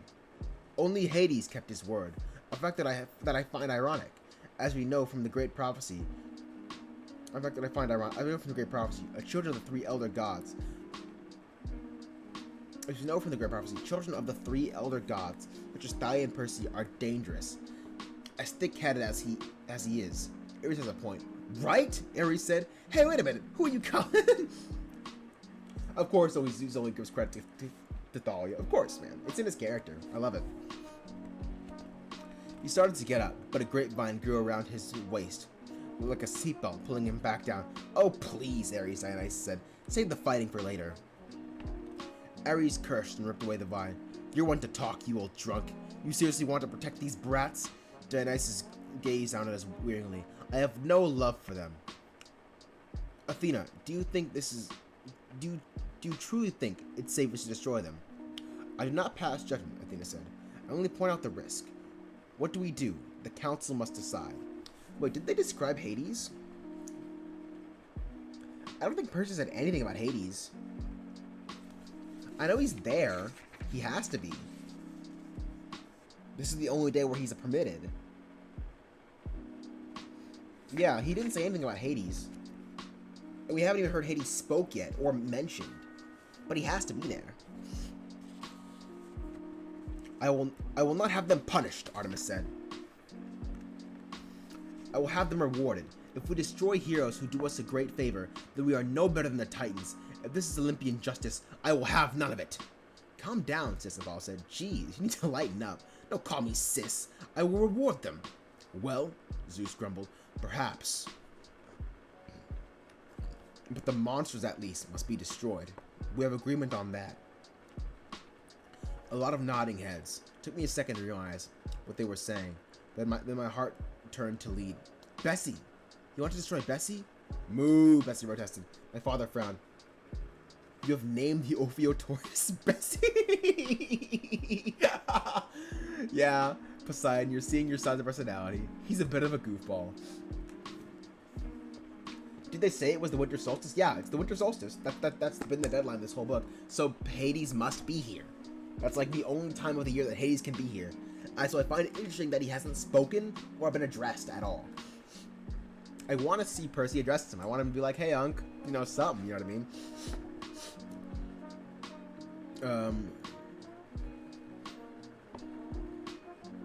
What is it? Dad, I said, he's just a sea creature. A really nice sea creature. You can't destroy him. Hey, Dad! Dad, listen! I love it. Then yeah, he should be there. Unless he flaked and didn't show. Nah, Percy straight up said, all 12 gods. He said all 12. So he must be here.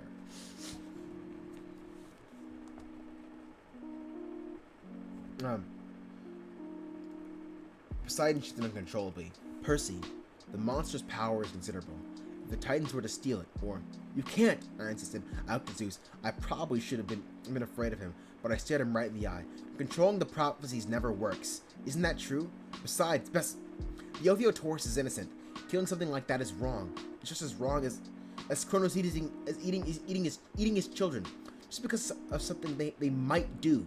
It's wrong. Zeus seemed to consider this. What? I thought Zeus would have been like, shut the fuck up, and then like cast him off Olympus. His eyes drifted to his daughter Thalia. In what of the risk, Kronos knows full well, if one of you were to sacrifice the beast's entrails, you'll have the power to destroy us. Do you think we can let the possibility remain? You, my daughter, will turn 16 on the morrow, just as the prophecy says. You have to trust them, Annabeth spoke up. Sir, you have to trust them. Zeus scowled. Trust a hero. Annabeth is right, Artemis said, which is why I must first make a reward. My faithful companion, Zoe Nightshade, has passed into the stars. I must have a new lieutenant, and I intend to choose one. But first, Father Zeus, I must speak to you privately. Zeus beckoned Artemis forward. He leaned down and listened as she spoke in his ear. A feeling of panic seized Annabeth. Annabeth, I said under my breath. No, sorry, Annabeth, I said under my breath. Don't. She frowned at me. What? Look, I need to tell you something, I continued. The words came stumbling out of me. I couldn't stand it if... I don't want you to... Percy, she said. You look like you're going to be sick. And that's how I felt. I wanted to say more, but my tongue betrayed me. It wouldn't move because of the fear in my stomach. And then Artemis turned. I shall have a new lieutenant, she announced, if she will accept it. No, I murmured. Thalia, Artemis said, daughter of Zeus, will you join the hunt? I did not expect that. And Hades is that one relative at the family reunion that sits in the corner and doesn't talk to anyone. I wouldn't be surprised, because Hades does not like these motherfuckers. Hades does not like them. Asking Thalia to join the hunt is interesting and, to be honest, unexpected. Stunned silence filled the room. I stared at Thalia, unable to believe what I was hearing. Annabeth smiled. She squeezed Thalia's hand and let it go, as if she'd been expecting this all along. I will, Thalia said firmly.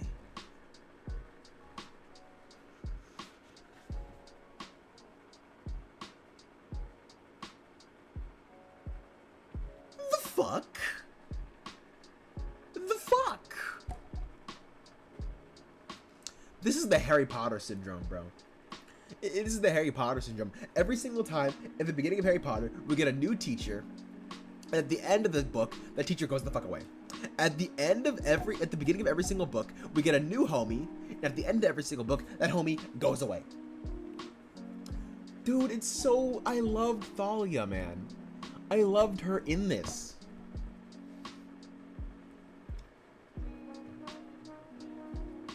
Well, they banished him from Olympus and forced him to be the god of the underworld, to watch the dead for all eternity. Yeah, no, I get it.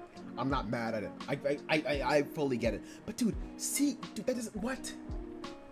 Thalia? I was hoping she'd be in later books. I was hoping she'd be in more books. Why is she just in this one? Oh, man. Well, we know who's gonna be on the quest next year. Freaking, your boy, Nico. Zeus rose, his eyes full of concern. My daughter, consider well. Father, she said, I will not turn 16 tomorrow. I will never turn 16. I won't let this prophecy be mine. I stand with my sister, Artemis. Kronos will never tempt me again. Oof. Ooh, that's kind of hard. I mean, to be honest, all you have to do is turn 16 and do nothing.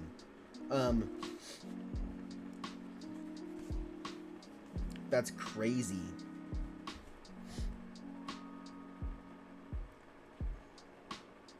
Yeah, Thalia and Percy are too powerful to be a permanent team. This is sadly true. But come on, man.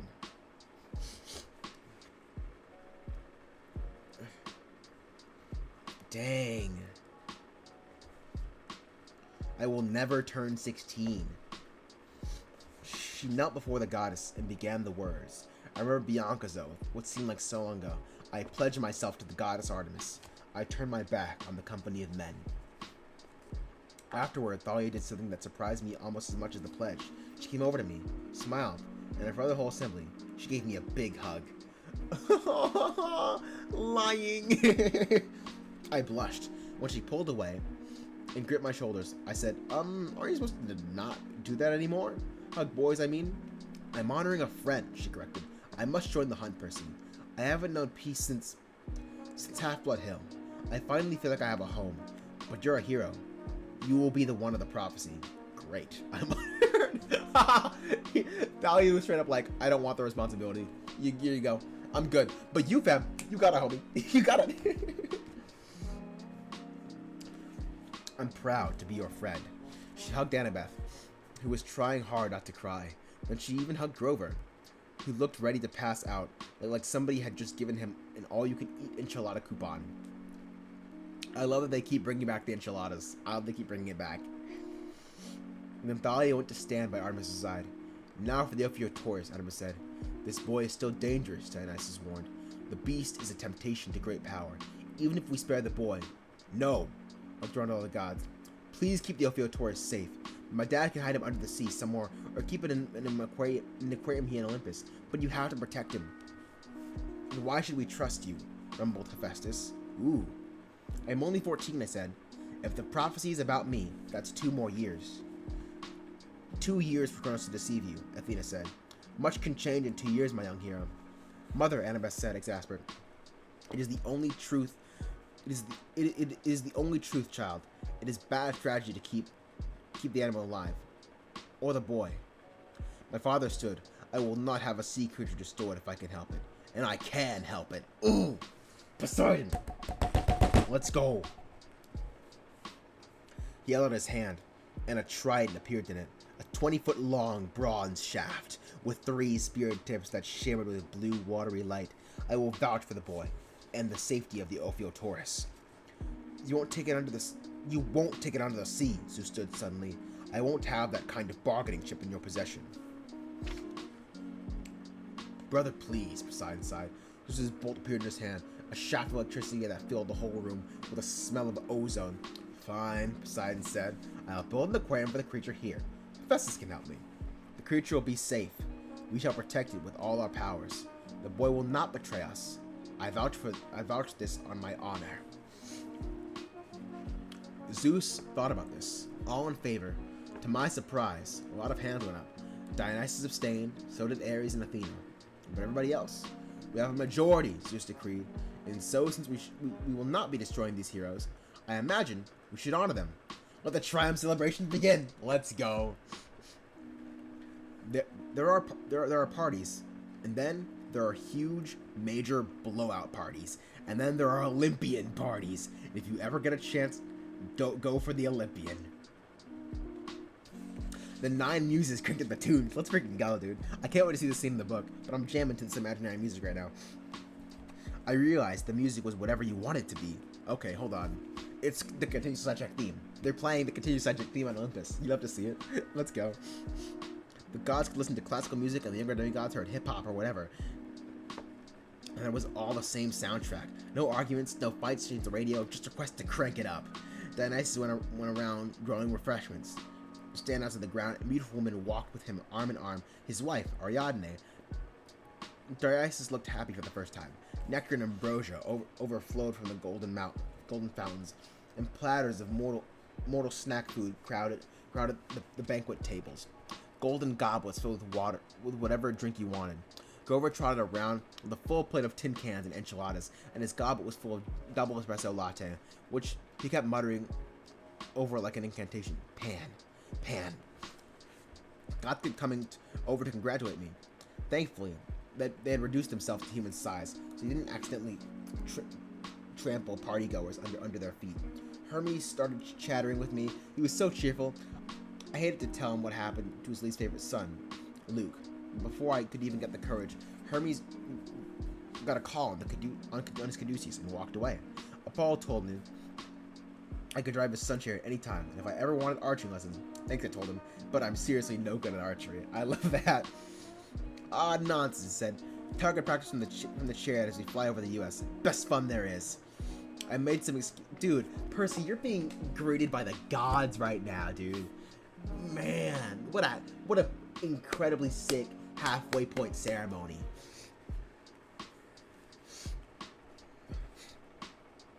I made some excuses and wove through the crowds that we were dancing in the palace courtyards.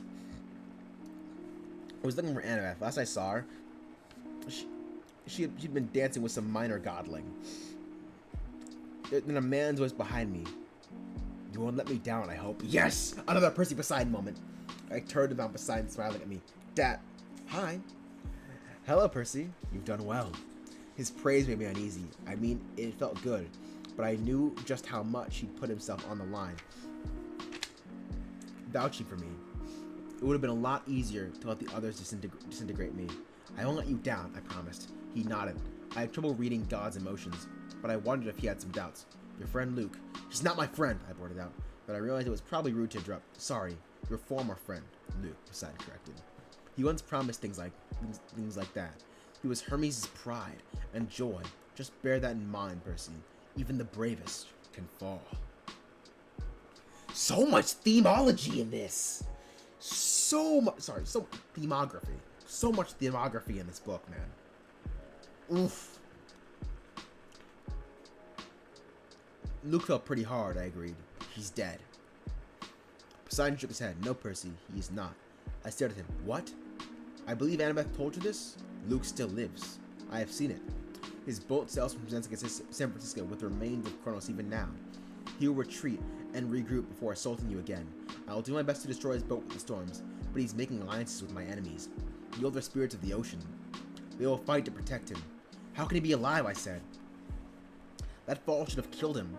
While Percy is making pleasure with the gods, Luke is making pleasure with the Titans. That's so cool. Poseidon looked around. I don't know, Percy, but beware of him. He's more dangerous than ever. And the golden coffin is still with him, still growing in strength. What about Atlas, I said. What's to prevent him from escaping again? Couldn't he just force some giant or something to take the sky from him? My father snorted in derision. If it were so easy, he would have escaped it long ago. No, my son. The curse of the sky can only be forced upon a Titan. What are the children of Gaia and Oronius? Anyone else must choose to take the burden of their own free will. Only a hero, someone with strength, a true heart, and great courage would do such a thing. No one in Kronos' army would dare try to bear that weight, even upon pain of death. The courage can only be forced upon a Titan. Anyone else must choose. No one in Kronos' army would dare try to bear that burden, even upon pain of death. Luke did it, I said. He let Atlas go, then tricked Annabeth into saving him, and used her to convince Artemis to take the sky. Yes, Poseidon said. Luke is an interesting case. I think he wanted to say more, but just then, Percy started moving from across the courtyard. Some demigods were playing from his water sphere, joyously pushing it back and forth over the top of the crowd. I better take care of that, Poseidon grumbled. We can't have the Ophiotaurus tossed around like a beach ball. Be good, my son. You may not speak again for some time. Just like that, he was gone. I was about to keep searching the crowd when another voice spoke. Your father takes great risk, you know. I found myself face to face with the grand woman, who looked so much like Annabeth. I almost called her that. Athena. I tried not to sound resentful after the way she ripped me off the council, but I guess I didn't hide it very well. Poseidon is the most like a normal father that he only sees once in a while. Yeah. Ugh, Poseidon's so great, man. She smiled dryly. Do not judge me too harshly, Half-Blood. Wise counsel is not always popular. But I spoke the truth. You are dangerous. She's not wrong. She's actually right. You never take risks, she nodded. I concede the point. It may perhaps be useful, and yet your fatal flaw may destroy us as well as yourself. I harked to my throat. A year ago, Annabeth and I had a talk about fatal flaws. Every hero had one. Hers, she said, was pride. She believed she could do anything, like holding up the world, for instance, or saving Luke, but I didn't really know what mine was. Athena looked almost sorry for me. Kronos knows your flaw, even if you do not. He knows how to study his enemies. Think, Percy. How was he manipulating you? First your mother was taken from you, then your best friend Grover, and now my daughter Annabeth. She paused. She paused, disapproving. In each case, your loved ones have been used to lure you into Kronos' traps. Your fatal flaw is personal loyalty, Percy. You do not know when it is time to cut your losses.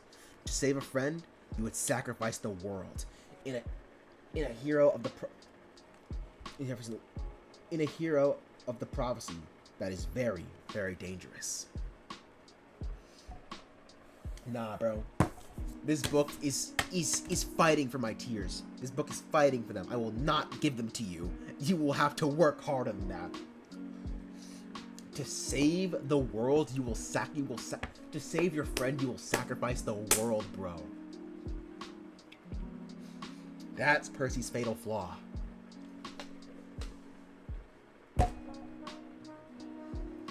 Dude. Percy's hitting me. What I like about Poseidon is he is so strong that he doesn't need to prove himself, unlike Zeus, who always feels like he's trying to prove himself. I don't know if I agree with that. I think Poseidon is just chill. Just like Hades. Like they are the three elder gods, right? But Zeus is the king of everyone. So his ego has built up. Versus they are the three elder gods, but they are put in their place, one under their brother. They had years to build up ego, but then they let it go. Like, this is my place, and I accept it, and I'm cool with that. I think that's what it is. I don't think Zeus is trying to prove himself to anybody. Maybe he is. Honestly, maybe you're right. Maybe he is trying to prove himself in the sense that he must be obeyed. But Poseidon is humble where he is. He's a humbled god. And that's the position he is in, where Zeus is not a humbled god. Zeus is definitely always puffing up his chest, for sure. Poseidon is a humbled god, I think, as well as Hades.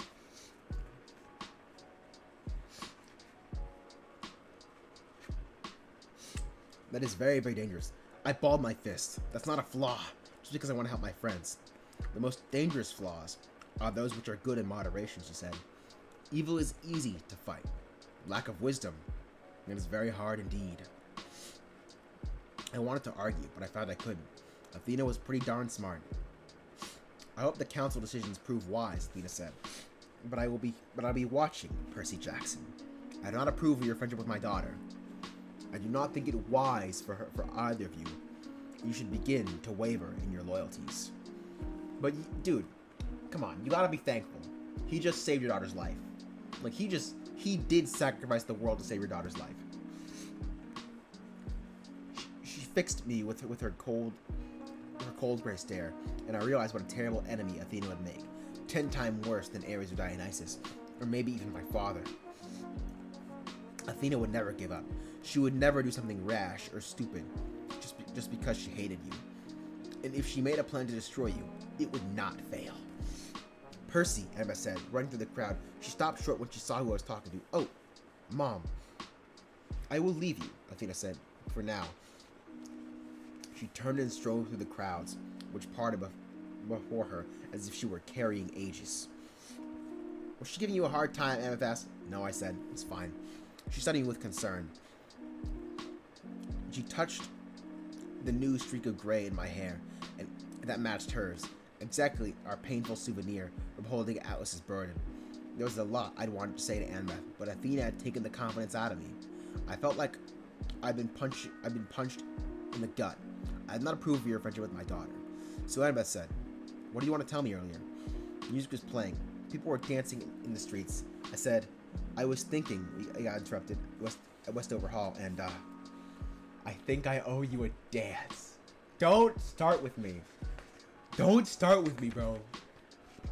They keep fighting. This book keeps fighting for my tears. This book is fighting for them, and I will not give it to you. I will not give it to you. It's trying. It's really trying. Didn't ask, don't care. Still gonna smash. That's what Percy was thinking. Honestly, bro. She nodded. She smiled slowly. Alright, Seaweed Brain. So I took her hand, and I don't know what everybody else heard, but to me it sounded like a slow dance. A little sad, but a little hopeful too. Oh, man. Yeah, I think it's honestly those voices that are fucking me up. Because now, I've read these 3 chapters. I've been on stream for an hour and 40 minutes.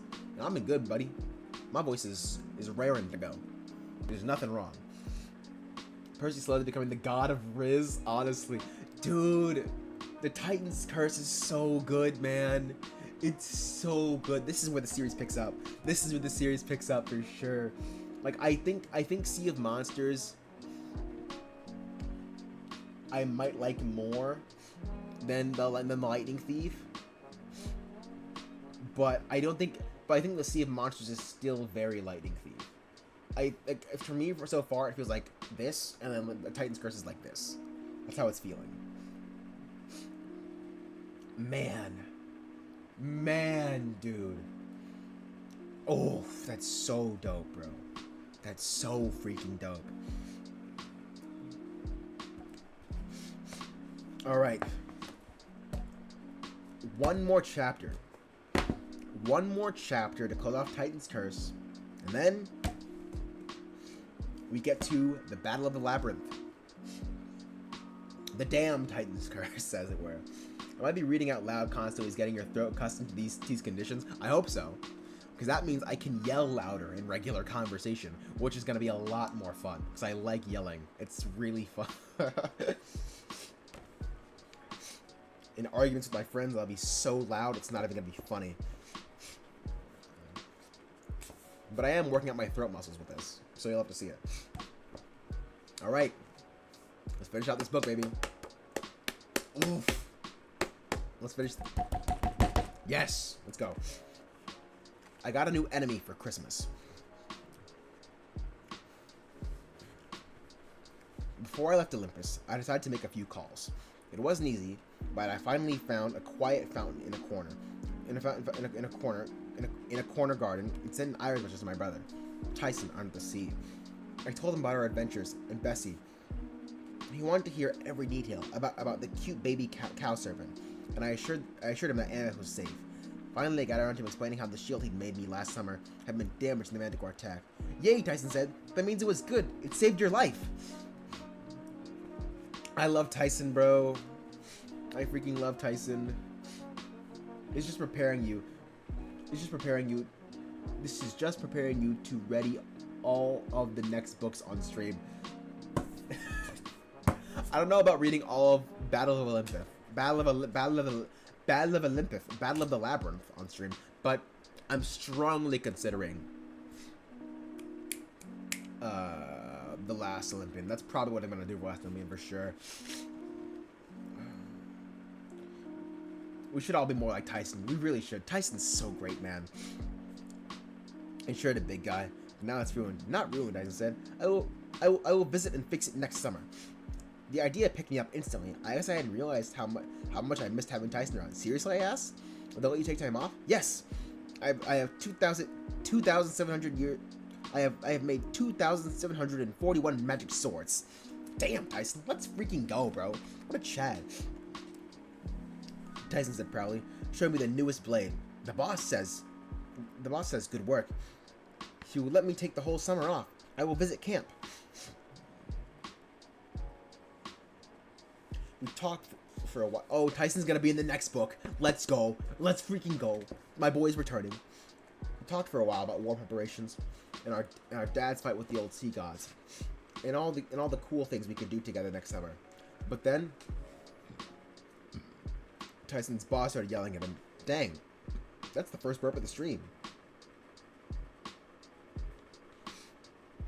Battle of Labyrinth is also full of great moments that we missed with only 2 streams. We'll talk. We will discuss what we will do when I finish this Battle of Labyrinth. We will discuss. We will discuss.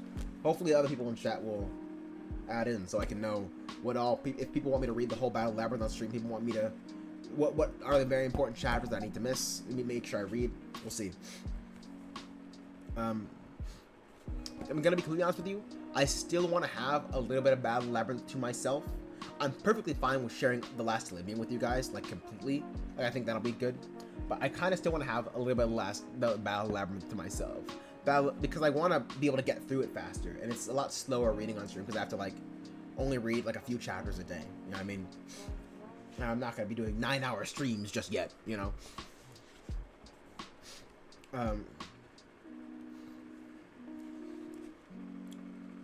And Dyson Bus started yelling at him, and he had to get back to work. I dug out my last golden drachma and made one more iris message. Dang. The rainbow goddess is working overtime. Sally Jackson, I said, Upper East Side Manhattan. The mist shimmered, and there's my mom at our kitchen table, laughing and holding hands with her friend, Mr. Blowfish. I felt so embarrassed. I brought away my hand through the mist and cut the connection. Before I could, my mom saw me. Her eyes got wide, and she let go of Mr. Blowfish's hand real quick. Oh, Paul, you know what? I left my writing journal in the living room. Would you mind getting it for me? Sure, Sally, no problem. He left the room. Instantly, my mom leaned toward the iris message. Percy, are you alright? I'm, fine. How's that writing seminar going? She pursed her lips. It's fine. That's not important. Tell me what's happened. I filled her in as quickly as I could. She sighed with relief. But when she heard that Annabeth was safe. I knew you could do it, she said. I'm so proud. Yeah, well, I'd better let you get back to your homework. Percy, Paul and I, Mom, are you happy? The question didn't take her by surprise. She thought for a moment. Yes, I really am, Percy. Being around her makes me happy. Then it's cool. Seriously, don't worry about me. Let's go. Let's freaking go. You'll love to see it. Also, imagine telling your mom, yeah, while I was gone for the past week, I kind of held up the sky. So you're welcome for that, actually. The funny thing was, I meant it. Considering the quest I just had, maybe I should have been more worried for my mom. I'd seen just how mean people could be to each other, like Hercules was to Zoe Nightshade, like Luke was to Thalia. I met Aphrodite, goddess of love in person, and her powers had scared me worse than Ares. But seeing my mother laughing and smiling after all these years she'd suffered with my nasty ex-stepfather, Gabe Ugliano, I couldn't help feeling happy for her. You promised not to call him Mr. Blowfish, she asked. I shrugged. Well, maybe not to his face anyway. Sally, Mr. Blowfish called from our living room. You need the green binder or the red one? I better go, she told me. See you for Christmas? Are you putting blue candy in my stocking? She smiled. If you're not too old for that. I'm never too old for candy. I'll see you then, Percy. She waved her hand. Hold on. Do I have some blue candy over here? Check. I do. I have some blue candy right here. Well, that's what we're gonna do. Rick is really coming for your tear guts. This man is Adam. You gotta cut them shits loose. Like, my tears, I'm trying to make them flow, bro. I will not give them to you, Rick. You have to earn that shit. I'm not gonna let it go that easy. If you guys ever see me die crying on stream, because I do it a lot when stories be hitting. Because I've teared up, but I'm not gonna cry. If you ever see it, just know he earned that shit. Just know at that moment. This might be foreshadowing. At that moment, Percy Jackson books have a special place in my heart. I don't think I've ever cried reading a book before. I don't think I've ever like full on cried reading a book before.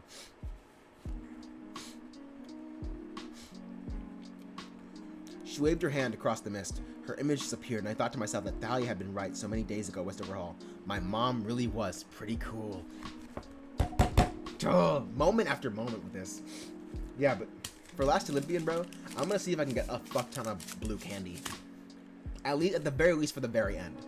Or something. Like that's what I'm gonna try to do. Compared to Mount Olympus, Manhattan was quiet. Friday before Christmas. But it was early in the morning, and hardly anyone was on Fifth Avenue.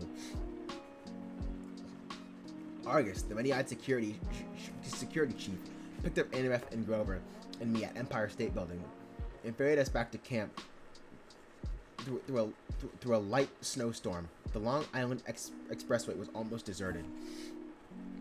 As we trudged back up Half-Blood Hill, the pine tree where the golden fleece glittered, I half expected to see Thalia there, waiting for us, but she wasn't.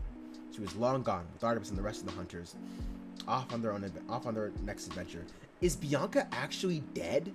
Like, there's no way, right? Like, she's definitely alive.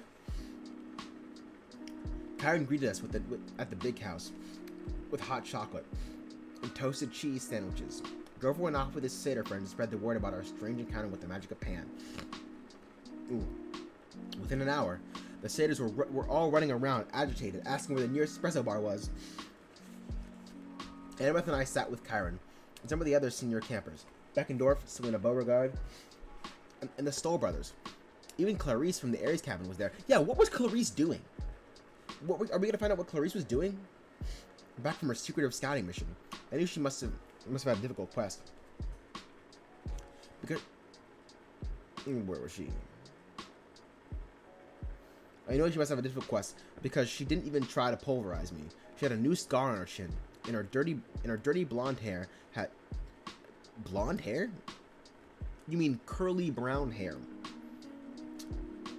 Had been cut short and ragged, like someone had attacked it with a pair of safety scissors. I got news, she mumbled uneasily. Bad news. I'll fill you in later, Kyron said, with forced cheerfulness. The important thing is you prevailed, and you saved Annabeth. Dang, this man Percy is never getting punished for escaping camp. Annabeth smiled at me gratefully, to make me look away. For some strange reason, I found myself thinking about Hoover Dam, the odd mortal girl I'd run into there, Rachel Elizabeth Dare. I didn't know why, but her annoying comments kept coming back to me. Do you always kill people when they blow their nose? I was only alive because so many people had helped me, even a random mortal girl like that. I never even explained to her who I was. Luke is alive, I said. Annabeth was right. Annabeth sat up. How do you know? I tried not to feel annoyed by her interest. I told her what my dad had said about the Princess Andromeda. Well, Annabeth shifted uncomfortably in her chair. But the final battle does come when Percy is 16. At least we have 2 more years to figure something out. I had a feeling that when she said,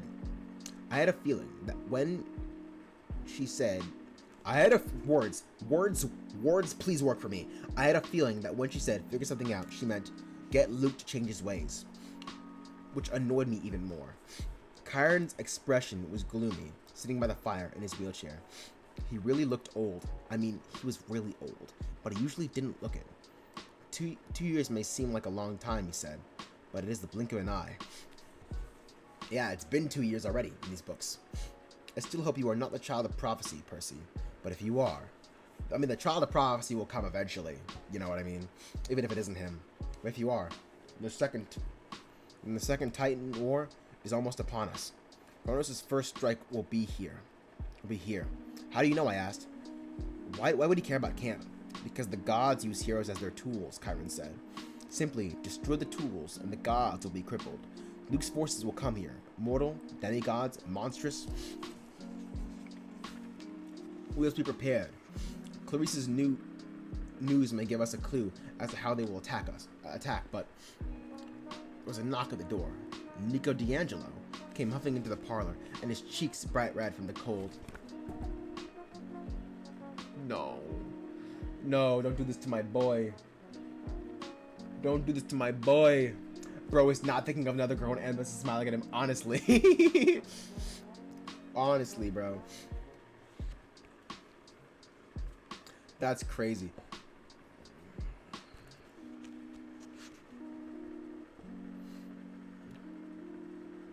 Nico de Angel came huffing into the parlor, his cheeks bright red from the cold. He was smiling, but he looked around anxiously. Hey, where's my sister? Dead silence. I stared at Kyron. I couldn't believe nobody had told him yet. And then I realized they'd been waiting for us to appear, to tell Nico in person. That was the last thing I wanted to do, but I owed it to Bianca. Hey, Nico. I got up from my comfortable chair. Let's take a walk, okay? We need to talk. He took the news in silence, which somehow made it worse. I kept talking, trying to explain how it happened, how Bianca had sacrificed herself to save the quest, but I felt like I was only making things worse. She wanted you to have this. I brought out the little god figurine Bianca had found in the junkyard. Nico held it in his palms and stared at it. We were standing in the dining pavilion, just where we'd last spoken before I went on the quest. The wind was bitter, cold even, with the camp's magical weather protection. The wind was bitter, cold, even with the camp's magical weather protection. Snow smelled lightly against the marble steps. I figured outside the camp borders, there must be a blizzard happening. You promised you would protect her, Nico said. He might as well have stabbed me with a rusty dagger. Oh, I forgot he made that promise. It would have hurt less than reminding me of my. It would have hurt less than reminding me of my promise. Nico, I said, I tried, but Bianca gave herself up to save the rest of us. I told her not to, but you promised. He glared at me. His eyes rimmed with red. He closed his small fist around the god statue. I shouldn't have trusted you, his voice broke. You lied to me. My nightmares were right. Wait, what nightmares? He hung the god statue to the ground and caught it with the icy marble. I hate you. She might be alive, I said desperately. You don't know for sure. She's dead. He closed his eyes. His whole body trembled with rage. I should have known it earlier. She's in the field of Asphodel, standing before the judges right now, being evaluated. I can feel it. What do you mean you could feel it? Before he could answer, I heard a new sound behind me, a hissing, clattering noise I recognized all too well. I drew my sword and Nico gasped. I whirled around and found myself facing 4 skeleton warriors. They grinned, fleshless grins, and advanced with swords drawn. I wasn't sure how they made it inside the camp, but it didn't matter. I never get help in time. You trying to kill me? Nico screamed. You brought these things? No, I mean, they followed me, but no. Nico, run! They can't be destroyed. I don't trust you. Oh, fuck. I did not expect Nico's story to go like this. I love how Nico's eyes are red, by the way. Percy's are green, Annabeth's are blue, Nico's are red. There were skeletons charged. I knocked aside its blade, but the other kept coming. I sliced one in half, but immediately it began to knit back together. I knocked another's head off, but it just kept fighting. Run, Nico, I yelled. Get help! No! He pressed his hands to his ears. I couldn't fight 4 at once, not if they wouldn't die. I slashed, whirled, blocked, jabbed, but they kept advancing. It was only a matter of seconds before the zombies overpowered me. No! Nico shouted louder. Go away! The ground rumbled beneath me. The skeletons froze. I rolled out of the way just as a crack opened at the feet of the warriors. The ground ripped apart like a snapping mouth. Flames erupted from the fissure, and the earth swallowed the skeletons in a loud crunch. Silence. In the place where the skeletons had stood, a 20-foot-long scar wove across the marble floor of the pavilion. Otherwise, there was no sign of the warriors. Awestruck, I looked at Nico. How did you... Go away! He yelled. I hate you! I wish you were dead! The ground didn't swallow me up, but Nico ran down the steps, heading toward the woods. I started to follow, but I fell into the icy steps. When I got up, I noticed what I slipped on. I picked up the god statue Bianca retrieved from the junkyard for Nico. The only statue we didn't have, she said. A last gift from my sister. I stared at it with dread, because now I understood why the face was so familiar. I had seen it before. It was a statue of Hades, Lord of the Dead. Dude. I did not expect this. I did not expect Nico to be mad at Percy, to be an enemy. Nico was an enemy? Surely not for long. right? Surely at least Battle of the Labyrinth is gonna be like a thing where like Alex Nico learns to like him or something. But like I did not expect that at all from Nico. I also didn't expect Bianca to be dead. Bianca's dead. Bianca's actually dead. And also, I've been complaining about Percy's dreams and talking about like how that like they're weird, that they're only a thing for him. But Nico's having them too. I wonder if I missed something about Thalia having dreams as well. But Nico's having them too. Nico's also having dreams. So it's not just Percy. Nico also has dreams like that. That's so crazy. Annabeth and Grover helped me search the woods for hours, but there was no sign of Nico D'Angelo. I have to know Chiron, Annabeth said, out of breath. No, I said.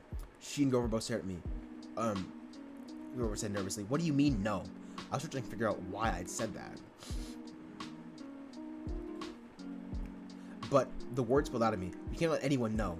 I don't think anyone realized that Nico was a son of Hades, Annabeth said. Percy, do you have any idea how serious it is? Even Hades broke the oath. This is horrible. I don't think so, Annabeth said. I don't think Hades broke the oath. What? He's their dad, I said. But Bianca, he's their dad, I said. But Bianca and Nico have been out of commission for a long time. Since even before World War II. The Lotus Casino, Grover said. And he told Annabeth about the conversation we had with Bianca on the quest. She said she and Nico were stuck there for decades. They were born before the oath was made. Hold on. The crazy thing is, they could be wrong about the prophecy being set in motion. They could still be talking about it even 100 years in the future. Yeah, for sure. I know. But these three kids are the most prime suspects because it's the first time since that prophecy was given that they stopped. In his 10-year-old eyes, Percy let his sister die. I completely get it. I completely get it. Like, I understand. Yeah, but we got the reveal that I already knew, sadly. Nico is a son of Hades.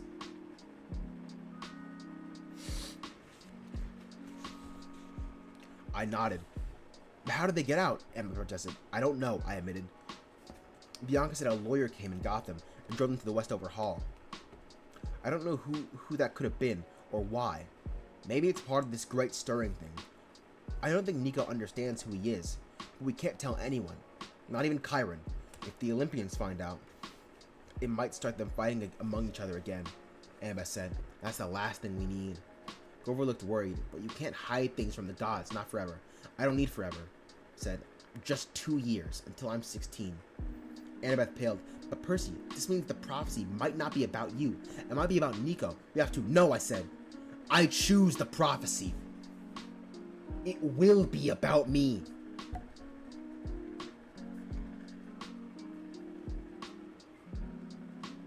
What?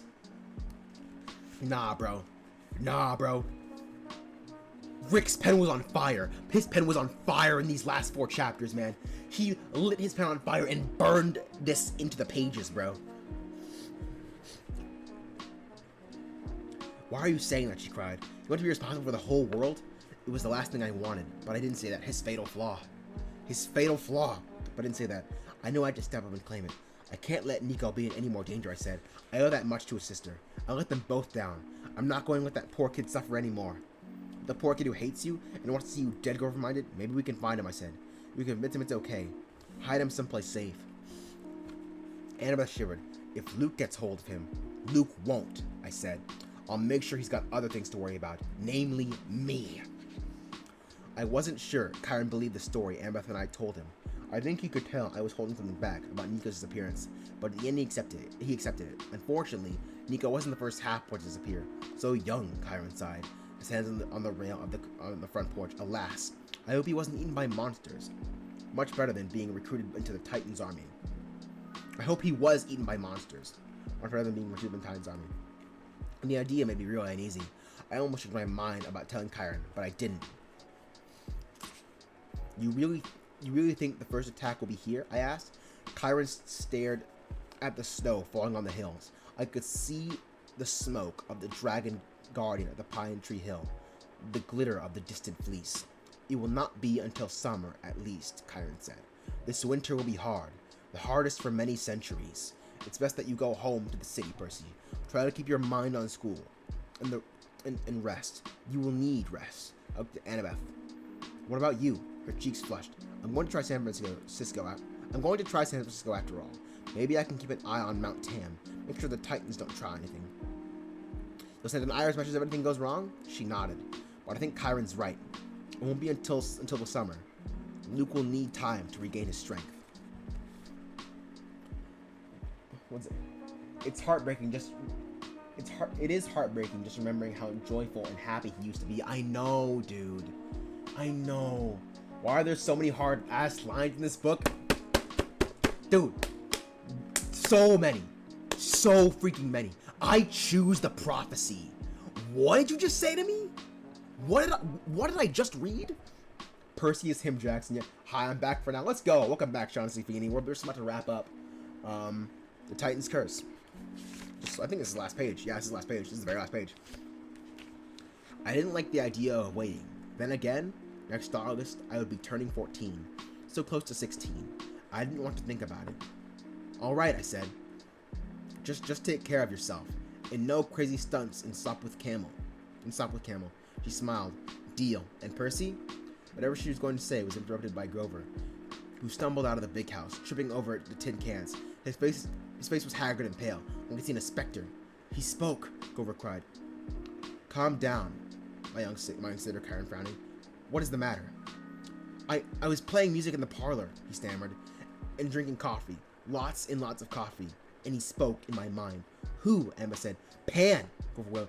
The Lord of the Wild himself. I heard him. I have to find a suitcase. Whoa, I said. What did he say? Grover said. Just 3 words, he said. I await you.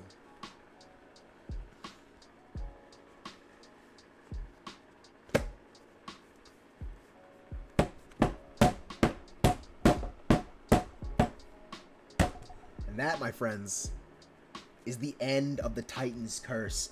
Bro.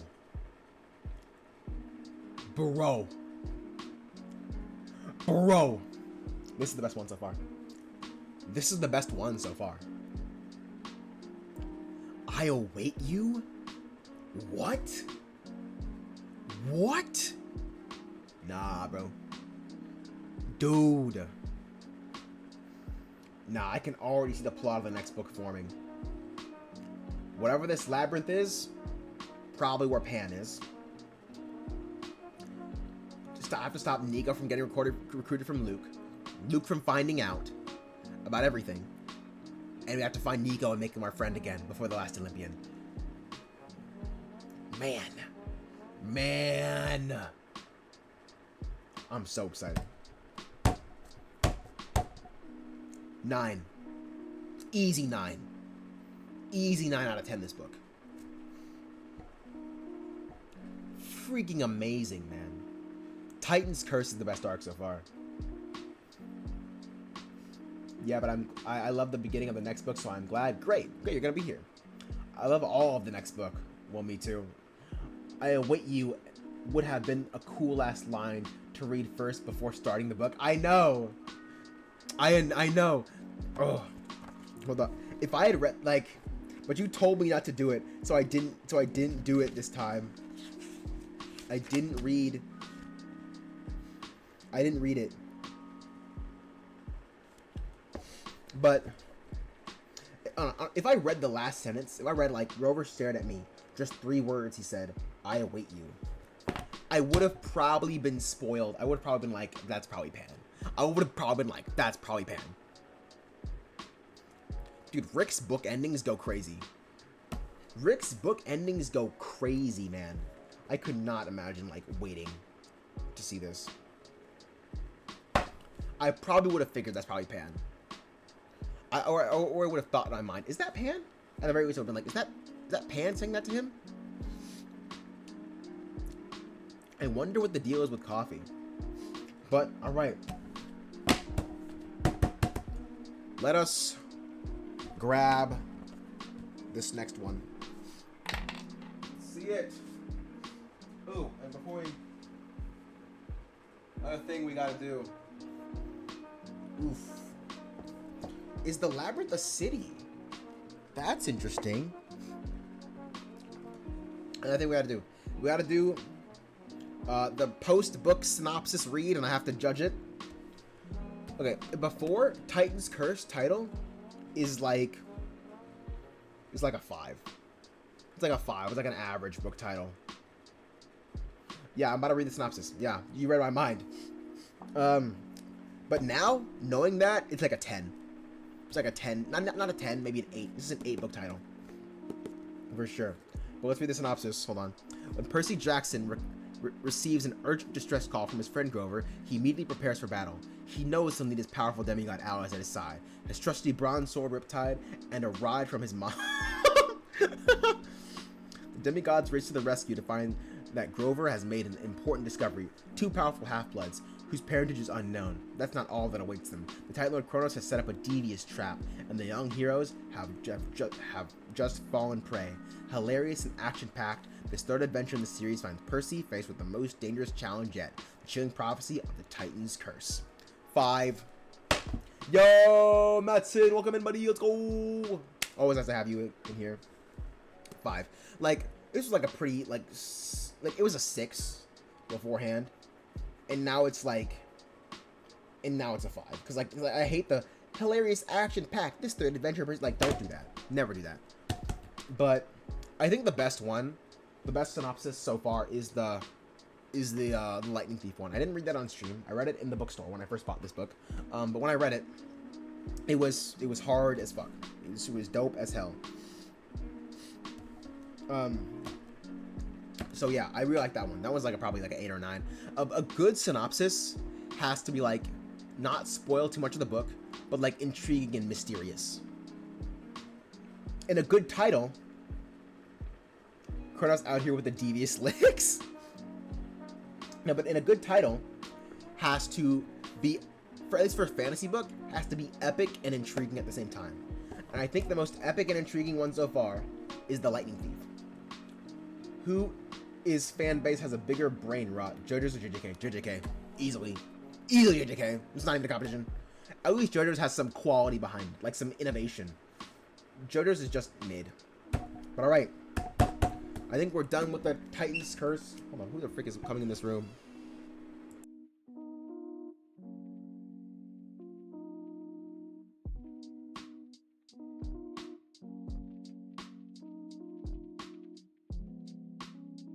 Sorry, give me 1 second.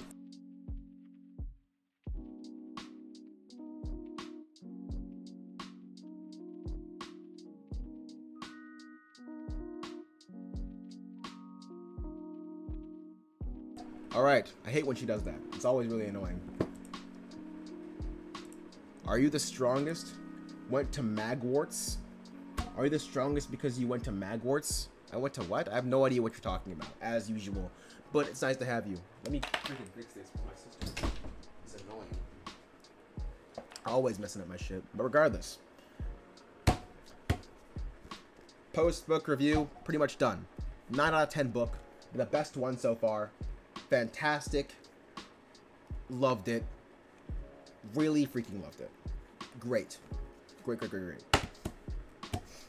But now, oof. I love the new feeling. Every time I let go of an old book, it feels like worn out and used. Every time I pick up the new one, it's like clean and like sleek, untouched. It's great. One thing I gotta do though, we gotta change the thing here, and we also have to probably do the thing we did last time, where we look at the covers and we rate them, the old one and the new one.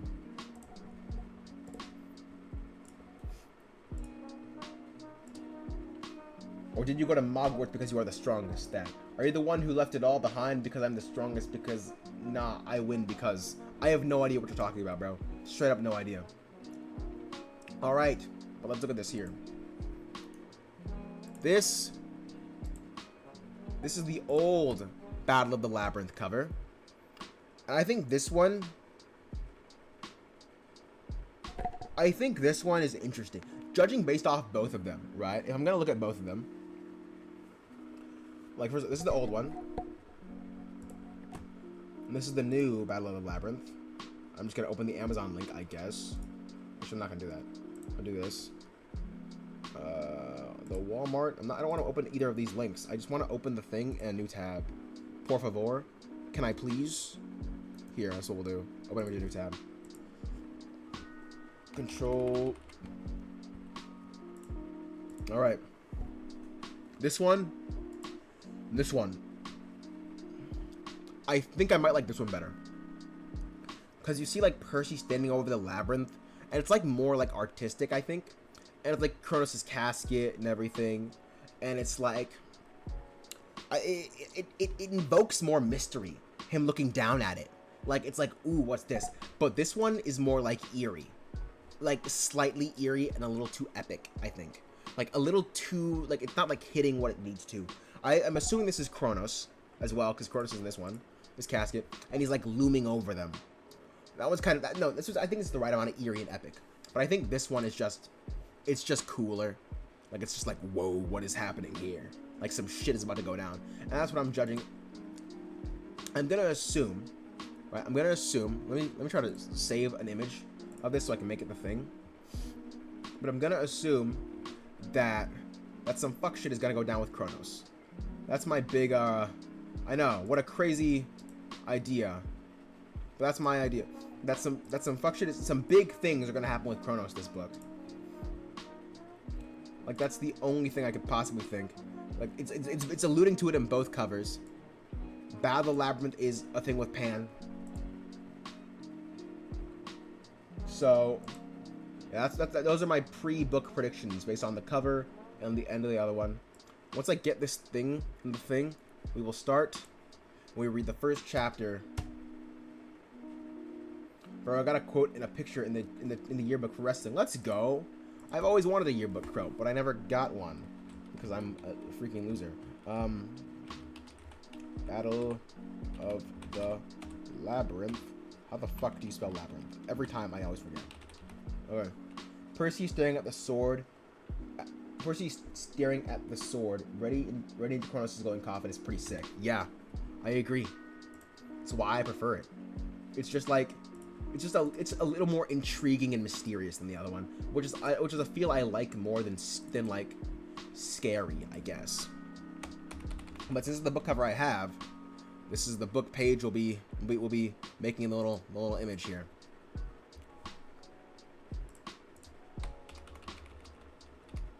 Kronos. The two wings of the freaking duders. Okay. That looks cool. That actually looks really cool. Alright. Yes, congratulations, Matson. Alright. Alright. When I start this, before I start this, or like afterwards, or while I'm reading, you guys can tell me if there are any specific chapters that I need to read that aren't in the middle and the end of the book. Let me know. Because if you don't tell me those are the only ones I'm going to do for a stream. If you don't tell me those are the only ones I'm going to stream. But if you do tell me, if you let me know, like, I want you to read chapter 7 on stream. Chapter 7 is great. Something like that. Like, it has to be, it better be a banger. Too, it better be a banger, then I'll read those on stream. But I don't think I'm going to be wanting to read this whole thing on stream. I'll do that for Last Olympian, I feel. That's just what we'll have to do. Because you guys tell me everything in Last Olympian is great. That's all I've heard. So, that's just what we're going to have to do for Last Olympian, I think. So, let's take one final swig of water before we read the last chapter for the day.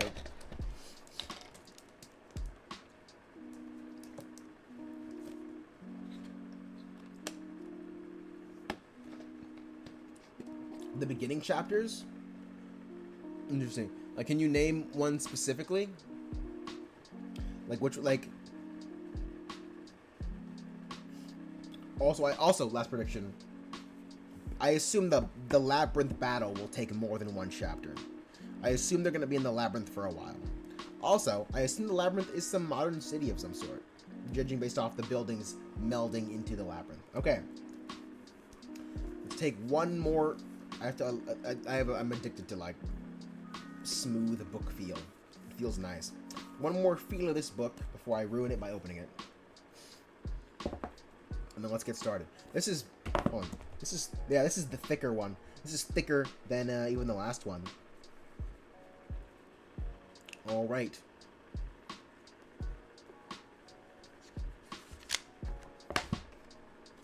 Open this bad boy up. To Becky, who always leads me through the maze. I wonder who Becky is. Actually, did he? Yeah, I forgot. He always dedicates this book to somebody, which I love. To Topher Bradfield, a camper who has made a world of difference. Okay, I forgot to read the dedication on that one, but this one's to Becky. Love to see it. Hey Rick, it'd be pretty cool if you dedicated the next book to me. I'm available. I don't really do anything, but like it'd be cool though.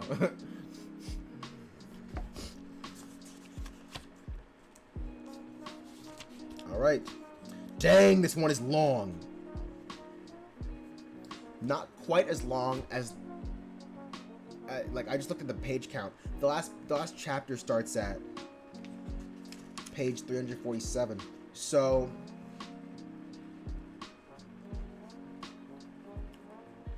I am gonna assume it's not 370 pages long, but it's way longer than the other two. Especially Sea of Monsters. Sea of Monsters was mad short. Okay, chapter 1. I battled a cheerleading squad. The last thing I wanted to do on my summer break was blow up another school. But there I was, Monday morning, the first week of June, sitting in my mom's car in the front of the Good High School on East 81st.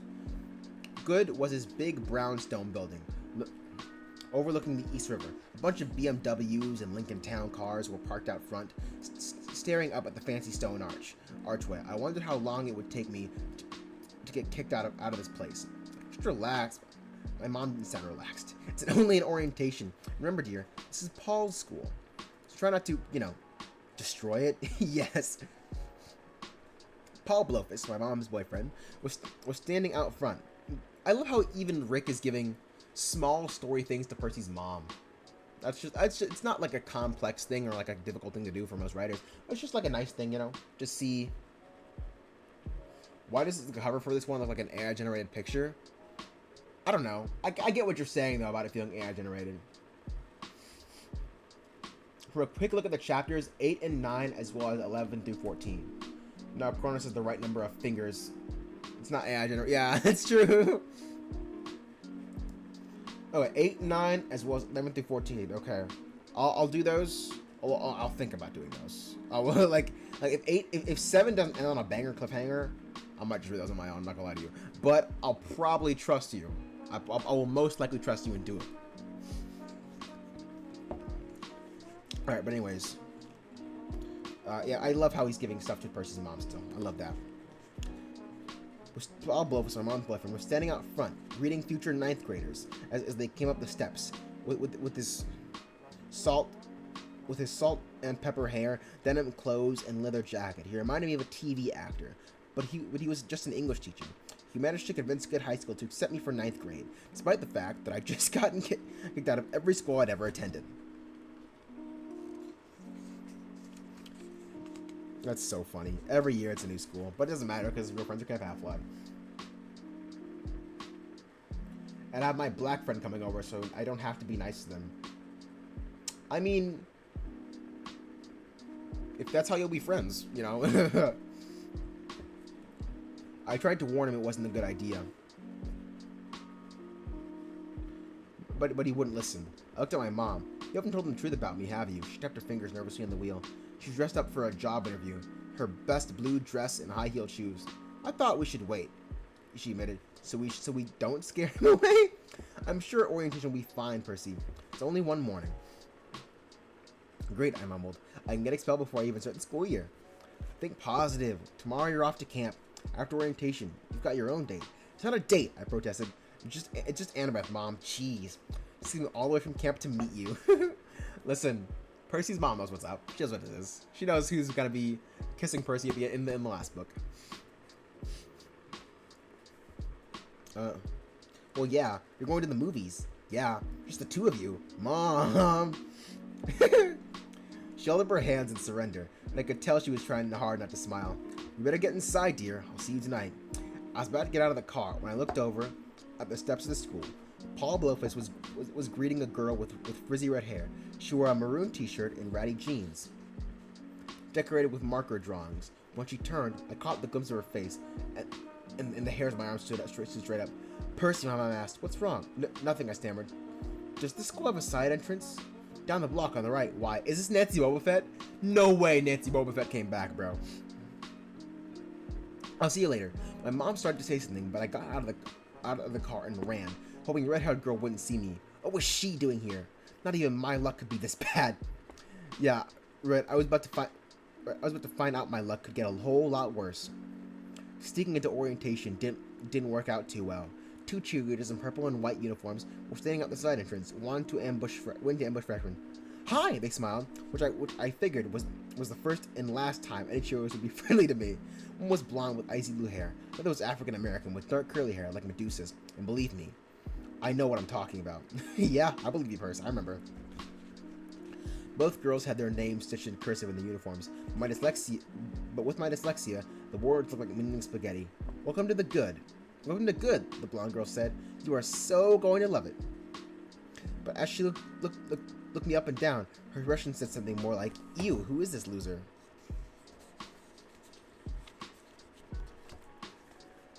The other girl stepped uncomfortably close to me.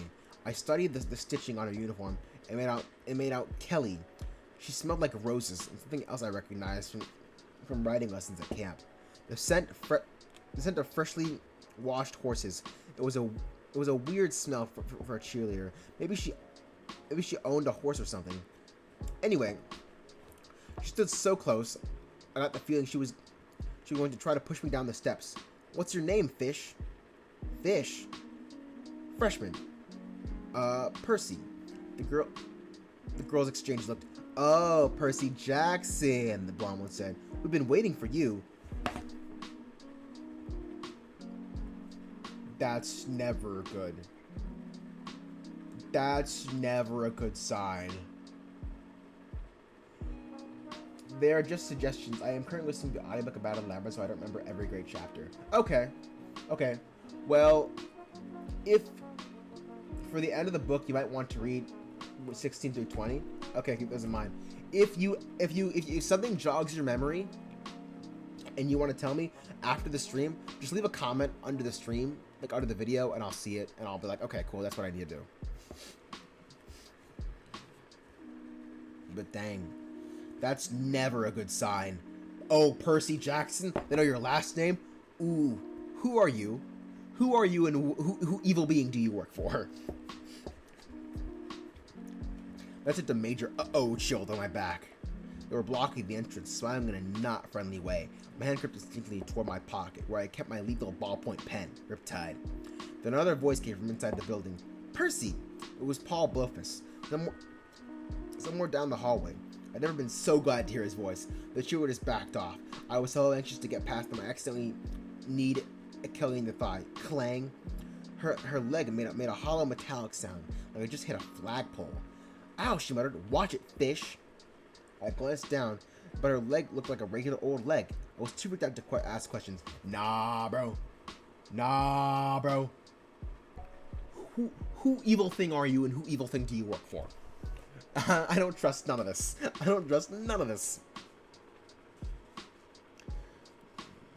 I dashed into the cheerleaders. I dashed into the hall, the cheerleaders laughing behind me. There you are, Percy told me. Welcome to good. There you are, Paul told me. Welcome to good. Hey, Paul, Mr. Blofus. I glanced back, but the weird cheerleaders had disappeared. Percy, look like you've seen a ghost. Yeah, Paul clapped me on the back. Listen, I know you're nervous, but don't worry. We've got a lot of kids here with ADHD and dyslexia. Teachers know how to help. I almost wanted to laugh. If only ADHD and dyslexia were my biggest worries. I mean, I knew Paul was trying to help. But if I told him the truth about me, he'd either think I was going crazy, or he'd run away screaming.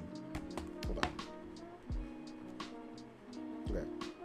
Just wanted to test something. ADHD happened to me. Or he'd run away screaming.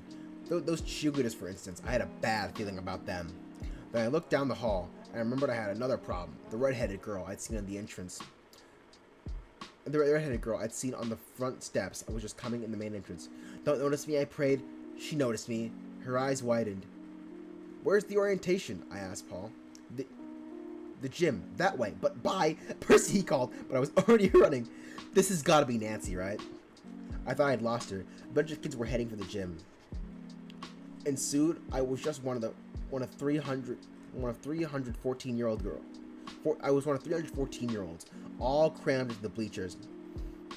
A marching band played an out of tune fight song that sounded like somebody hitting a bag of metal cats and metal baseball bats.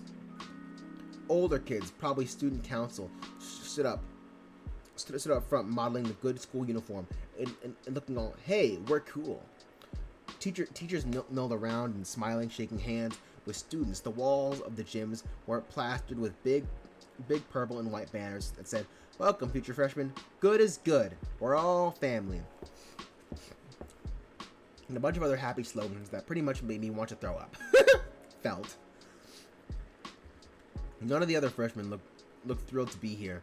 I mean, coming to orientation in June and school doesn't even start until February is not cool.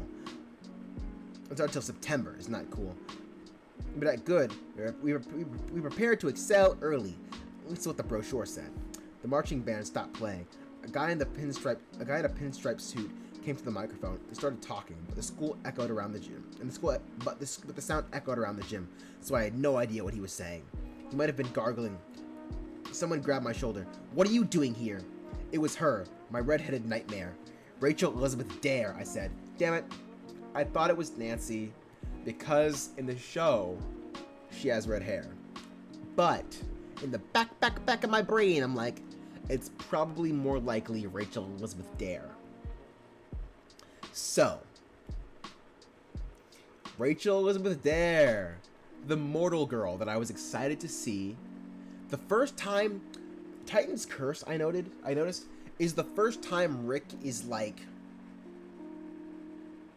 maybe not the first time at least that I noticed, the first time that he made it obvious that he's seeding things in for later books. Like that like things that we see in this one aren't gonna come to fruition until later books. The first time that's been obvious.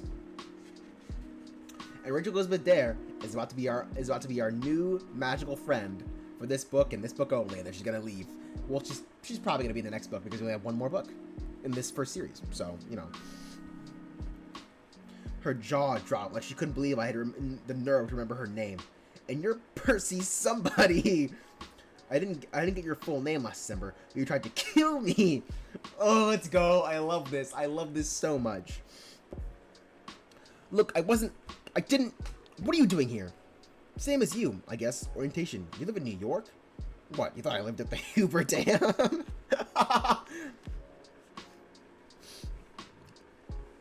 It had never occurred to me whenever I thought about her, and I'm not saying I thought about her. She just like crossed my mind from time to time, okay? I always figured she lived in Hoover Dam area. That's where I met her. We spent maybe 10 minutes together during the time I accidentally swung a sword at her. She saved my life, and I run away chased by a band of supernatural killing machines. You know, your typical chance meeting. Some guy behind us whispered, "Hey, shut up!" The cheerleaders are talking. "Hi guys," a girl bubbled into the microphone. It was the blonde girl I seen in the entrance. "My name is Tammy, and this is like Kelly." Kelly did a cartwheel. Next to me, Rachel yelped like someone had stuck her with a pin. A few kids looked over and snickered, but Rachel just stared at the cheerleaders in horror. Tammy didn't seem to notice the outburst. She started talking about all the great ways we could get involved during our freshman year. "Run," Rachel told me. "Now!" Why? Rachel didn't explain. She pushed her way to the edge of the bleachers, ignoring the frowning teachers and grumbling kids she was stepping on. I hesitated. Tammy was explaining how we were about to break into small groups and tour the school. Kelly caught my eye and gave me an amused smile, like she was waiting to see what I'd do. It would look bad if I left right now. Paul Blofus was down there, and the rest of the teachers, he'd wonder what was wrong. Yeah, but you're gonna have to, and your mom's gonna have to say something. Rachel's sass is almost the same level as Percy. I'm excited. I'm excited. But I thought about Rachel Elizabeth Dare and the special ability she'd shown last winter at Hoover Dam. She'd been able to see a group of security guards who weren't guards at all, who weren't even human. My heart pounding, I got up and followed her out of the gym. I found Rachel in the band room. She was hiding behind a bass drum in the percussion section. Get over here, she said. Keep your head down. Get over here. I felt pretty bad. I felt pretty silly. I felt pretty silly. Can you do the thing where you read? I felt pretty silly hiding behind a bunch of bongos, but I crouched beside her. Did they follow you? Rachel asked. Did she asked nervously. I don't think so, I said. What are they? What did you see? Her green eyes were bright with fear. She had a sprinkle of freckles on her face that reminded me of constellations. Her moon t-shirt read, Harvard at Debt. You wouldn't believe me. Oh yeah, I would, I promised. I know you can see through the mist. The what? The mist. It's like this veil that hides the way things really are. Some mortals are born with the ability to see through it, like you. She studied me carefully. You did that Hoover Dam. You called me immortal, like you're not. Well, you see, Rachel, I'm kind of the main character of this book series called Percy Jackson and the Olympians. I don't know if you've heard of it, but I'm kind of the son of Poseidon, kind of a badass. Took on Ares, took on Polyphemus, took on Atlas. I had a party on Olympus last book. You know what it is. You know what the deal is. I'm kind of a badass. I don't know if you've heard of me. I'm kind of cool. Yeah. I felt like punching a bongo. What was I thinking? I could never explain. I shouldn't even try. Tell me, she begged. You know what it means? All these horrible things I see. Look, this is going to sound weird, but do you know anything about Greek myths? Like the Minotaur? It is my absolute favorite thing. It's my absolute favorite thing that Percy has to explain the shit that he got explained to people in the first book. Like, I loved when he did it to Nico, and I love that he's doing it again. It's a pretty simple and fun way to introduce a new character to the world and also refresh the minds of the readers who haven't read the books since last year. You know what I mean? So it's pretty fun. I think that's really cool. And what is it? What was I gonna say? Oh, yeah, it's much better than how they did it in Sea of Monsters, where Percy's like, remember this thing? Remember this thing? This thing? Remember this thing? Remember that thing? It's like, the things that you need to know will be refreshed through your mind of the book, and the things that, like, are very important to the world, the things that just basically restating the premise so people remember, which is introduce a new character, they're gonna be important to the plot, and it was seeded last time. It's cool. It's cool stuff. The series was briefly renamed Thalia and the Olympians, but then she permanently benched herself, so I'm the protagonist again. Yeah. There was a brief hiatus where we got a naming issue. You know how it is. It's fine.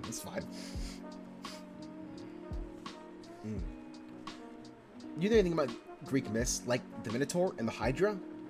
Yeah, just try not to say those names when I'm around, okay? And Fury, she said warming up, and the Sirens, and okay. I was around the band hall, sure that Rachel was going to make a bunch of bloodthirsty nasties pop out of the wall, but we were still alone. Okay, the thing about them not being able to say the names, that's persisting. Okay, good. You love to see it. I love how Percy's like fully indoctrinated into the world now. He's just like, yeah, this is kind of how it is.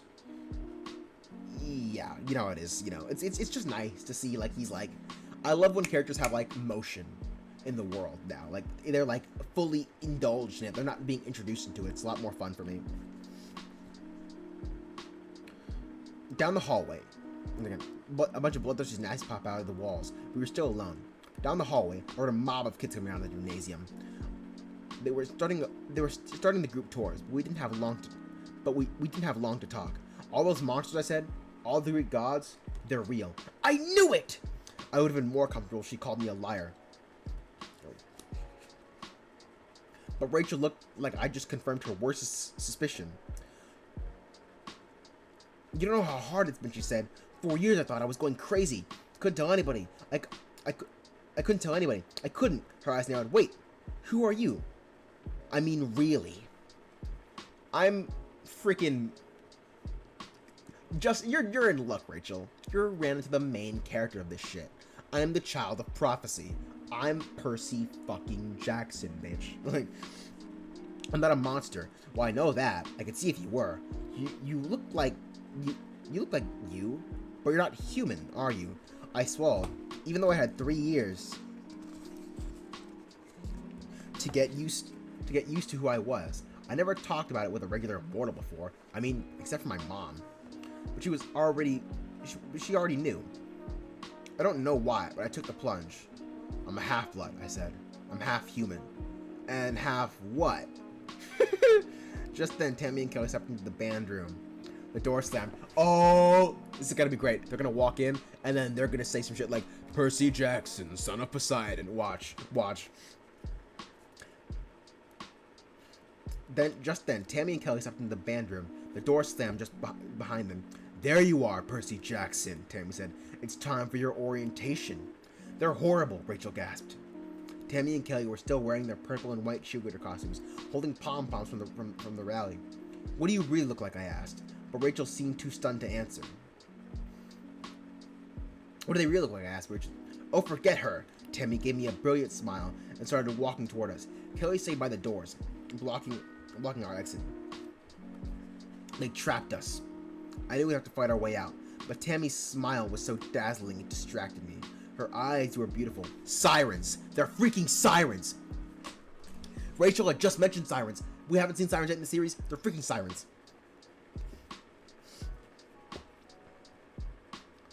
I knew we'd have to fight our way out, but Tammy's smile was so dazzling it distracted me. Her blue eyes are beautiful, and the way her hair swept over her shoulders. Percy! Rachel warned. I said something really intelligent, like, That's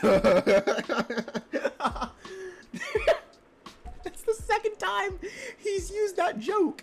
I think that happened in Sea of Monsters or in Titan Scares, whether it happened before, and it was funny then.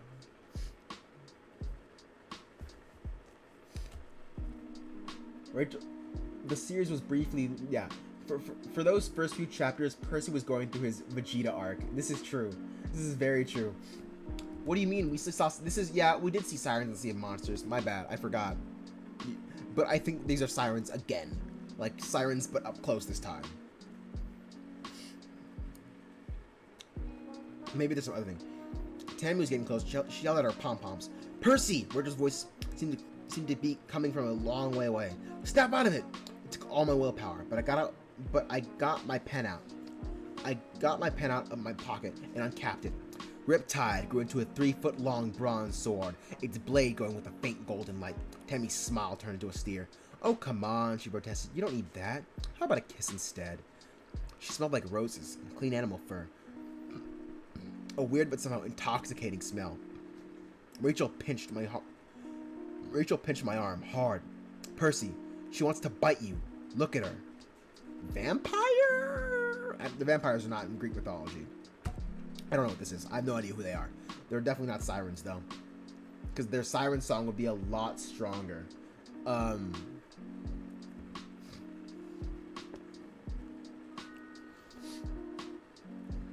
Rachel pinched my arm. Percy wants to bite. She's just jealous. Tammy looked back at Kelly. May I, mistress? Tammy was still blocking the door, licking her lips hungrily. Go ahead, Tammy. You're doing fine. Succubus, maybe?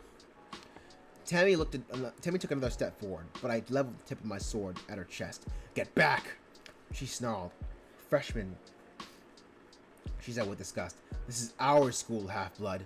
We feed on whom we choose. Then she began to change. The color drained out of her face and arms. Her skin turned white as chalk. Her eyes completely red. Her teeth grew into fangs. A vampire! I stammered. There's no way. There's no way vampires are in Greek mythology. There's literally no way. Maybe she's just kinky. Then I noticed her legs. Below the cheerleader skirt, her left leg was brown and shaggy with a donkey's hoof. Her right leg was shaped like a human leg, but it was made of bronze. A vampire with... Don't mention the legs, Tammy snapped. It's rude to make fun. She advanced on her weird mismatched legs. But she looked totally bizarre, especially with the pom-poms. But I couldn't laugh, not facing those red eyes and sharp fangs. A vampire, you say? Kelly laughed. That silly legend was based on us, you fool. We are Impose, servants of Hecate. Well, I was wrong, technically, but me and Percy thought the same thing. So, you know. Tammy edged closer to me. Dark magic formed us from animal bronze an animal, bronze, and ghost. We exist to find used to feed on the blood of young men. Now come on, give me that kiss. She bared her fan. I was so paralyzed I couldn't move, but Rachel threw a snare drum at the impose's head. The demon hissed and batted the drum away. It went rolling along the aisle between music stands, its springs rattling against the drumhead. Rachel threw a xylophone, but the demon just swatted that away too. I don't usually kill girls, Tammy growled, but for you, mortal, I'll make an exception. Your eyesight is a little too good. I wouldn't brag about thinking on the same level as Percy. Why not? Do you have a book series named after you? Do you? That's what I thought. There's no book series called Anthony Belding and the Olympians. Come on now.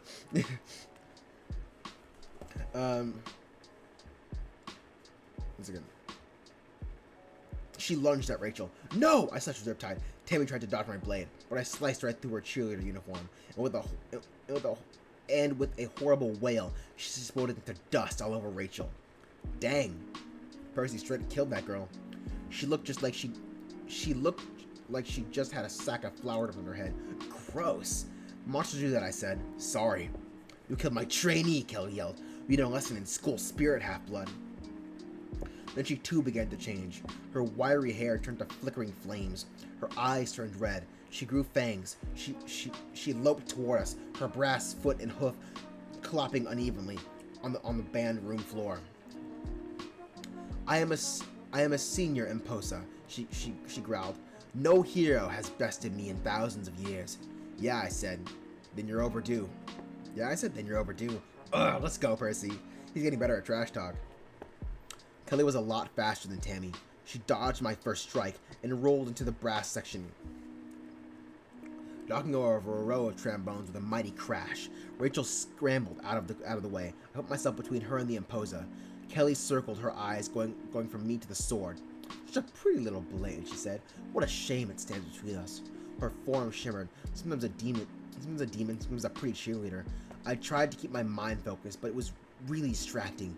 Poor dear, Kelly chuckled. You don't even know what's happening, do you? Sitting your pretty little camp in flames, your friends made slaves to the Lord of Time. So Kronos they're going with the interpretation of Kronos that he's the Lord of Time in this. That is terrifying. That is terrifying, and I love it. And there's nothing you can do to stop it. It would be merciful to end your life now, before you have to see that. From down the hall, I heard voices. A tour group was approaching. A man was saying something about locker combinations. Imposa's eyes lit up. Excellent. We're about to have company. She picked up a tuba and threw it at me. Rachel and I ducked the tuba, sailed over our heads, and crashed through the window. The voices in the hall died down. Percy! Kelly shouted, pretending to be scared. Why'd you throw that? Wait, who walked in? A tour group, okay.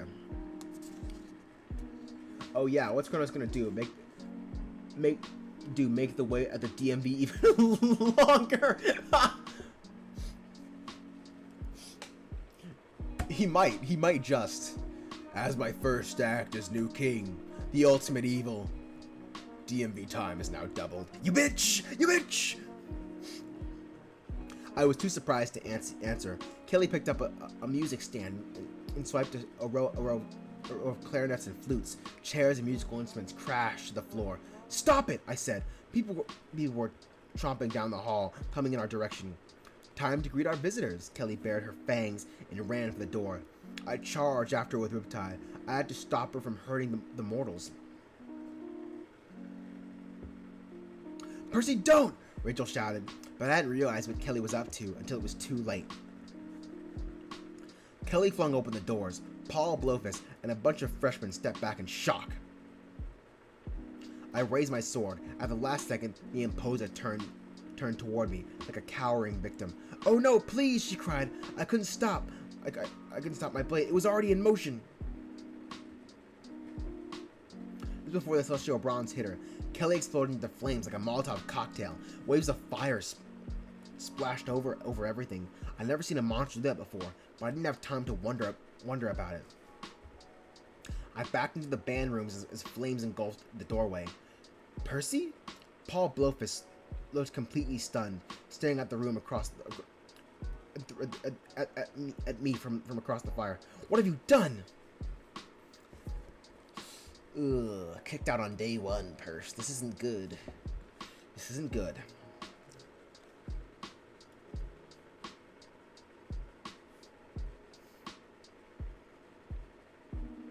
One second, I'm rereading this in my head. Hold on. Paul Blowfist had a bunch of freshmen step back in a shock. I raised my sword. Oh dang, they saw Percy burn that girl, basically. Kids screamed and ran down the hall. The fire alarm wailed. Ceiling sprinklers hissed to life. In the chaos, Rachel tugged on my sleeve. You have to get out. You have to get out of here.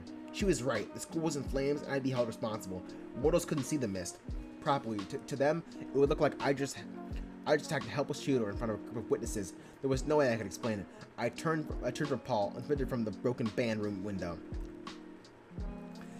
Every time, this man cannot stop getting kicked out of schools.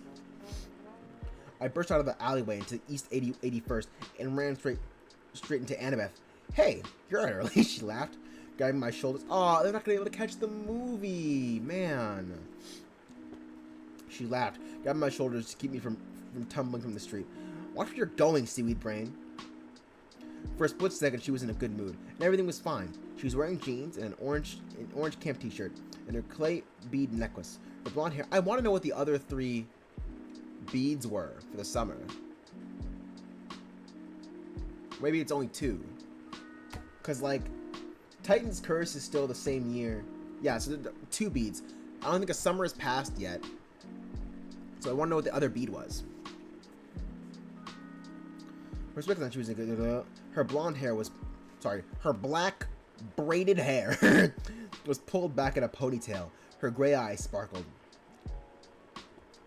She was ready to catch a movie, have a cool afternoon hangout together. Then Rachel Elizabeth Dare, still covered in monster dust, came out charging out of the alley yelling, "Percy, wait up!" Annabeth's smile melted. Annabeth's jealous. There. She stared at Rachel, then at the school. For the first time, she seemed to notice the black smoke and the ringing fire alarms. She frowned at me. What did you do this time? And who is this? She's like, it's always some shit with you, Perseus Jackson. It's always some shit. Oh, Rachel, Annabeth, Rachel.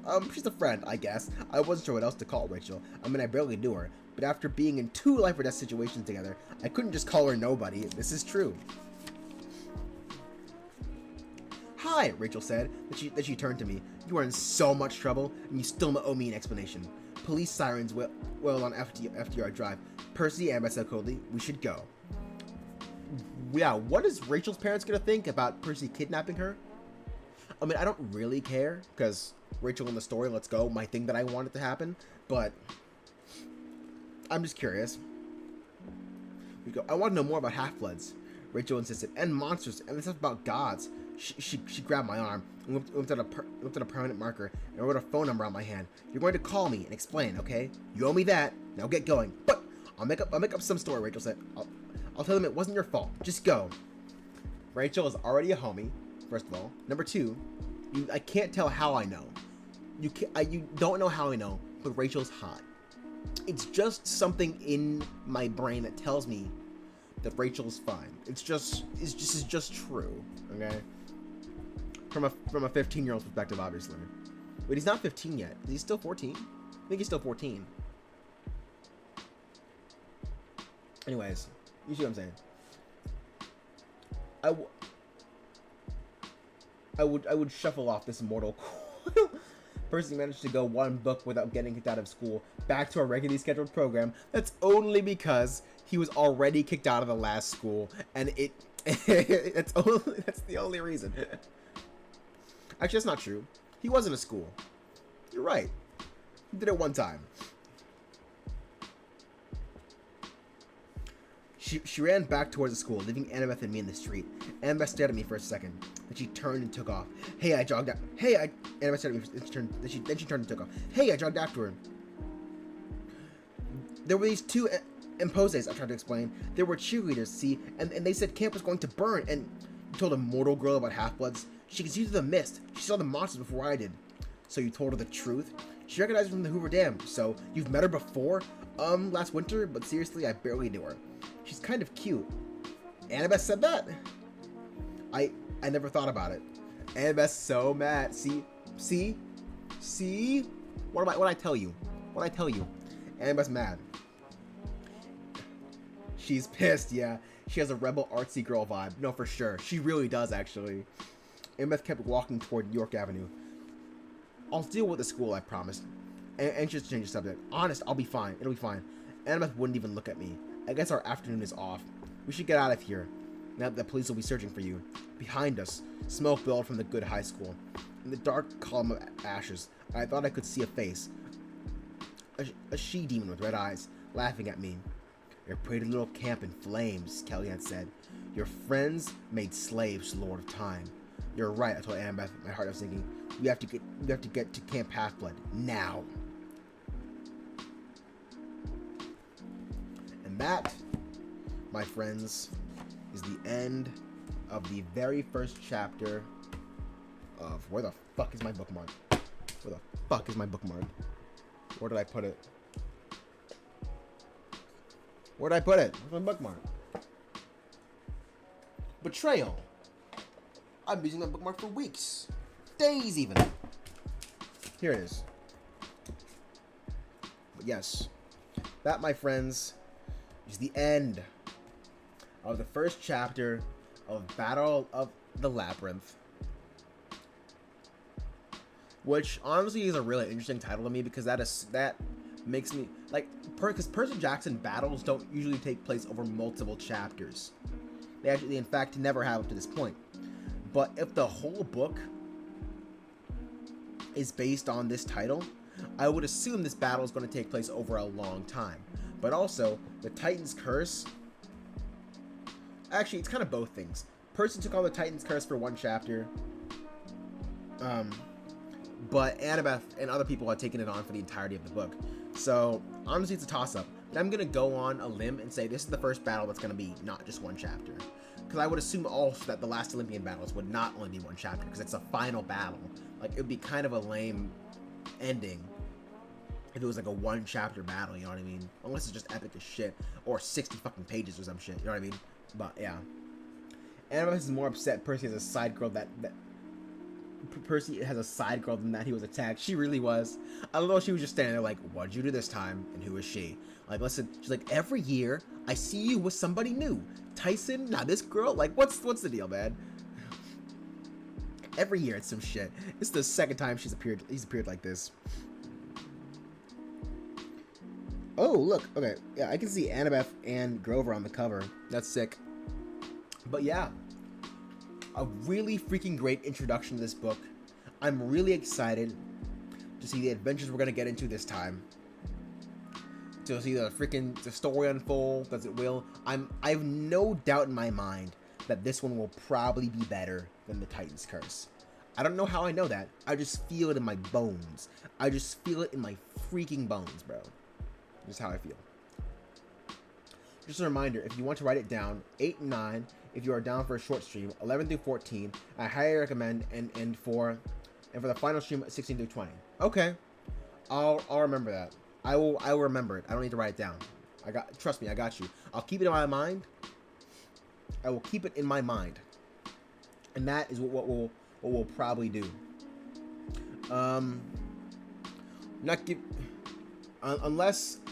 Unless freaking I decide that the cliffhanger before 7 and the title of 8 is not intriguing enough to do on stream. But I doubt I'll decide that because I trust you guys' opinions. Gonna be a little more streams, gonna have a little less time to read on my own, but that's fine. But yeah. The stream is about to hit the 3-hour mark. My throat is tired. It's gonna be super hot fire. I have a feeling. I have a feeling, bro. I have a good feeling about this one. But yeah. It's about the 3-hour mark. My throat is tired. And I have food to eat. And videos to edit that I haven't gotten out yet. I still need to get out all my Percy Jackson reactions for season 1. I'm gonna hunker down on editing those because they've been coming out once a month and I cannot keep up that track record. So I want my Percy Jackson reactions for season 1 to get out so you guys can see those. And that's so I can start working on other fantasy stuff. I want to talk about the new Avatar show that just came out. I still need to talk about One Piece. I was supposed to talk about that when it came out, but I've been procrastinating ever since. It's going to be a big video, which is why I've been procrastinating. But I'm going to do that. Those are 3 fantasy things I want to talk about. And then I don't know what I'm going to do on this channel from then on. So I've been focusing on those 3 fantasy things for a while. Percy Jackson, Avatar, and One Piece. We'll probably continue reading more manga, more fantasy stuff. I don't know. Who knows? We'll see. But yeah. Anyways, like I always say, I appreciate everybody who was here, joined me for the stream. Anthony Belding, Sean Feeney, it's Bonnie Faye, Dashpoint wasn't here this time, very sad. Matson Yerner, all you guys, if I'm forgetting somebody, sorry, but I appreciate you being here. It's always a lot more fun reading with you guys, and I cannot wait to read with you guys next time when I get to probably chapter 8. But yeah, I don't have any more post-stream thoughts, I think. I'm just excited to get into this Battle of the Labyrinth. Probably won't read, I don't think I'll read more tonight, but if I have time, I probably will, because I'm basically addicted to this franchise right now. Don't know when the next stream is going to be. If I had to guess, 2 days. 2 days, probably. Me too, yeah. But alright, guys. Until next time, end of stream.